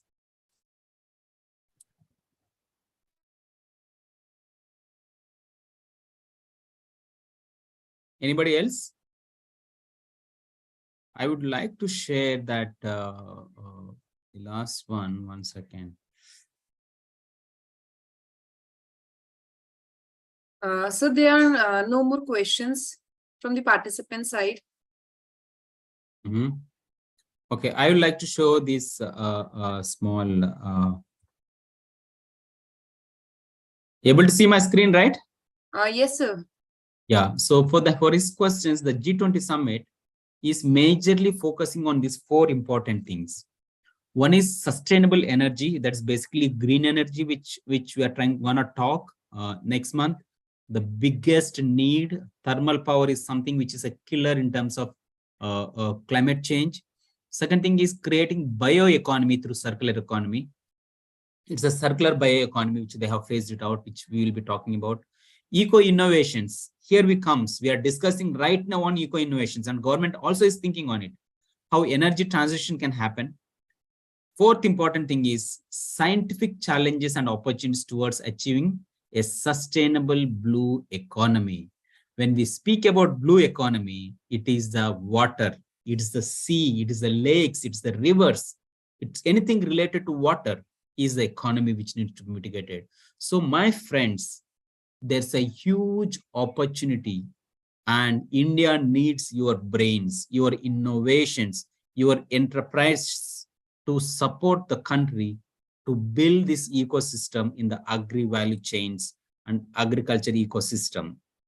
Okay, I'll stop it here. If you have any more questions, I would like to tell. Otherwise, I'll hand over it to Ruchi.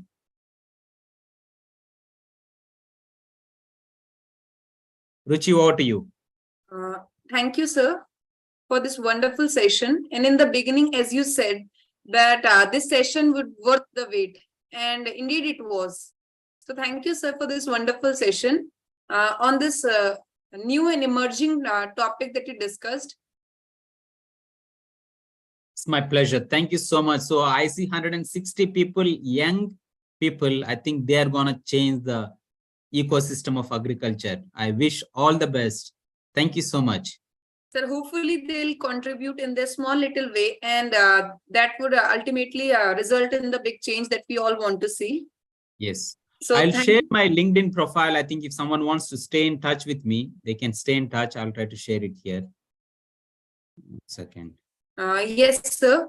And all the participants would be shared your mail ID also. If they have any questions, they'll direct to you. And I have shared my LinkedIn here. If someone wants to stay in touch, you can stay in touch. Okay. Thank you, sir, for this session. And a very good night to you.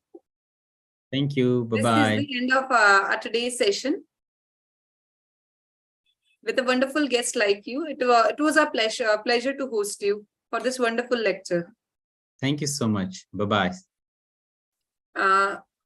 And thank you all the participants for joining and be patiently listening this session. This is the end of today's session, and we'll be seeing you tomorrow. And a very good night to all. Thank you. This is the end of the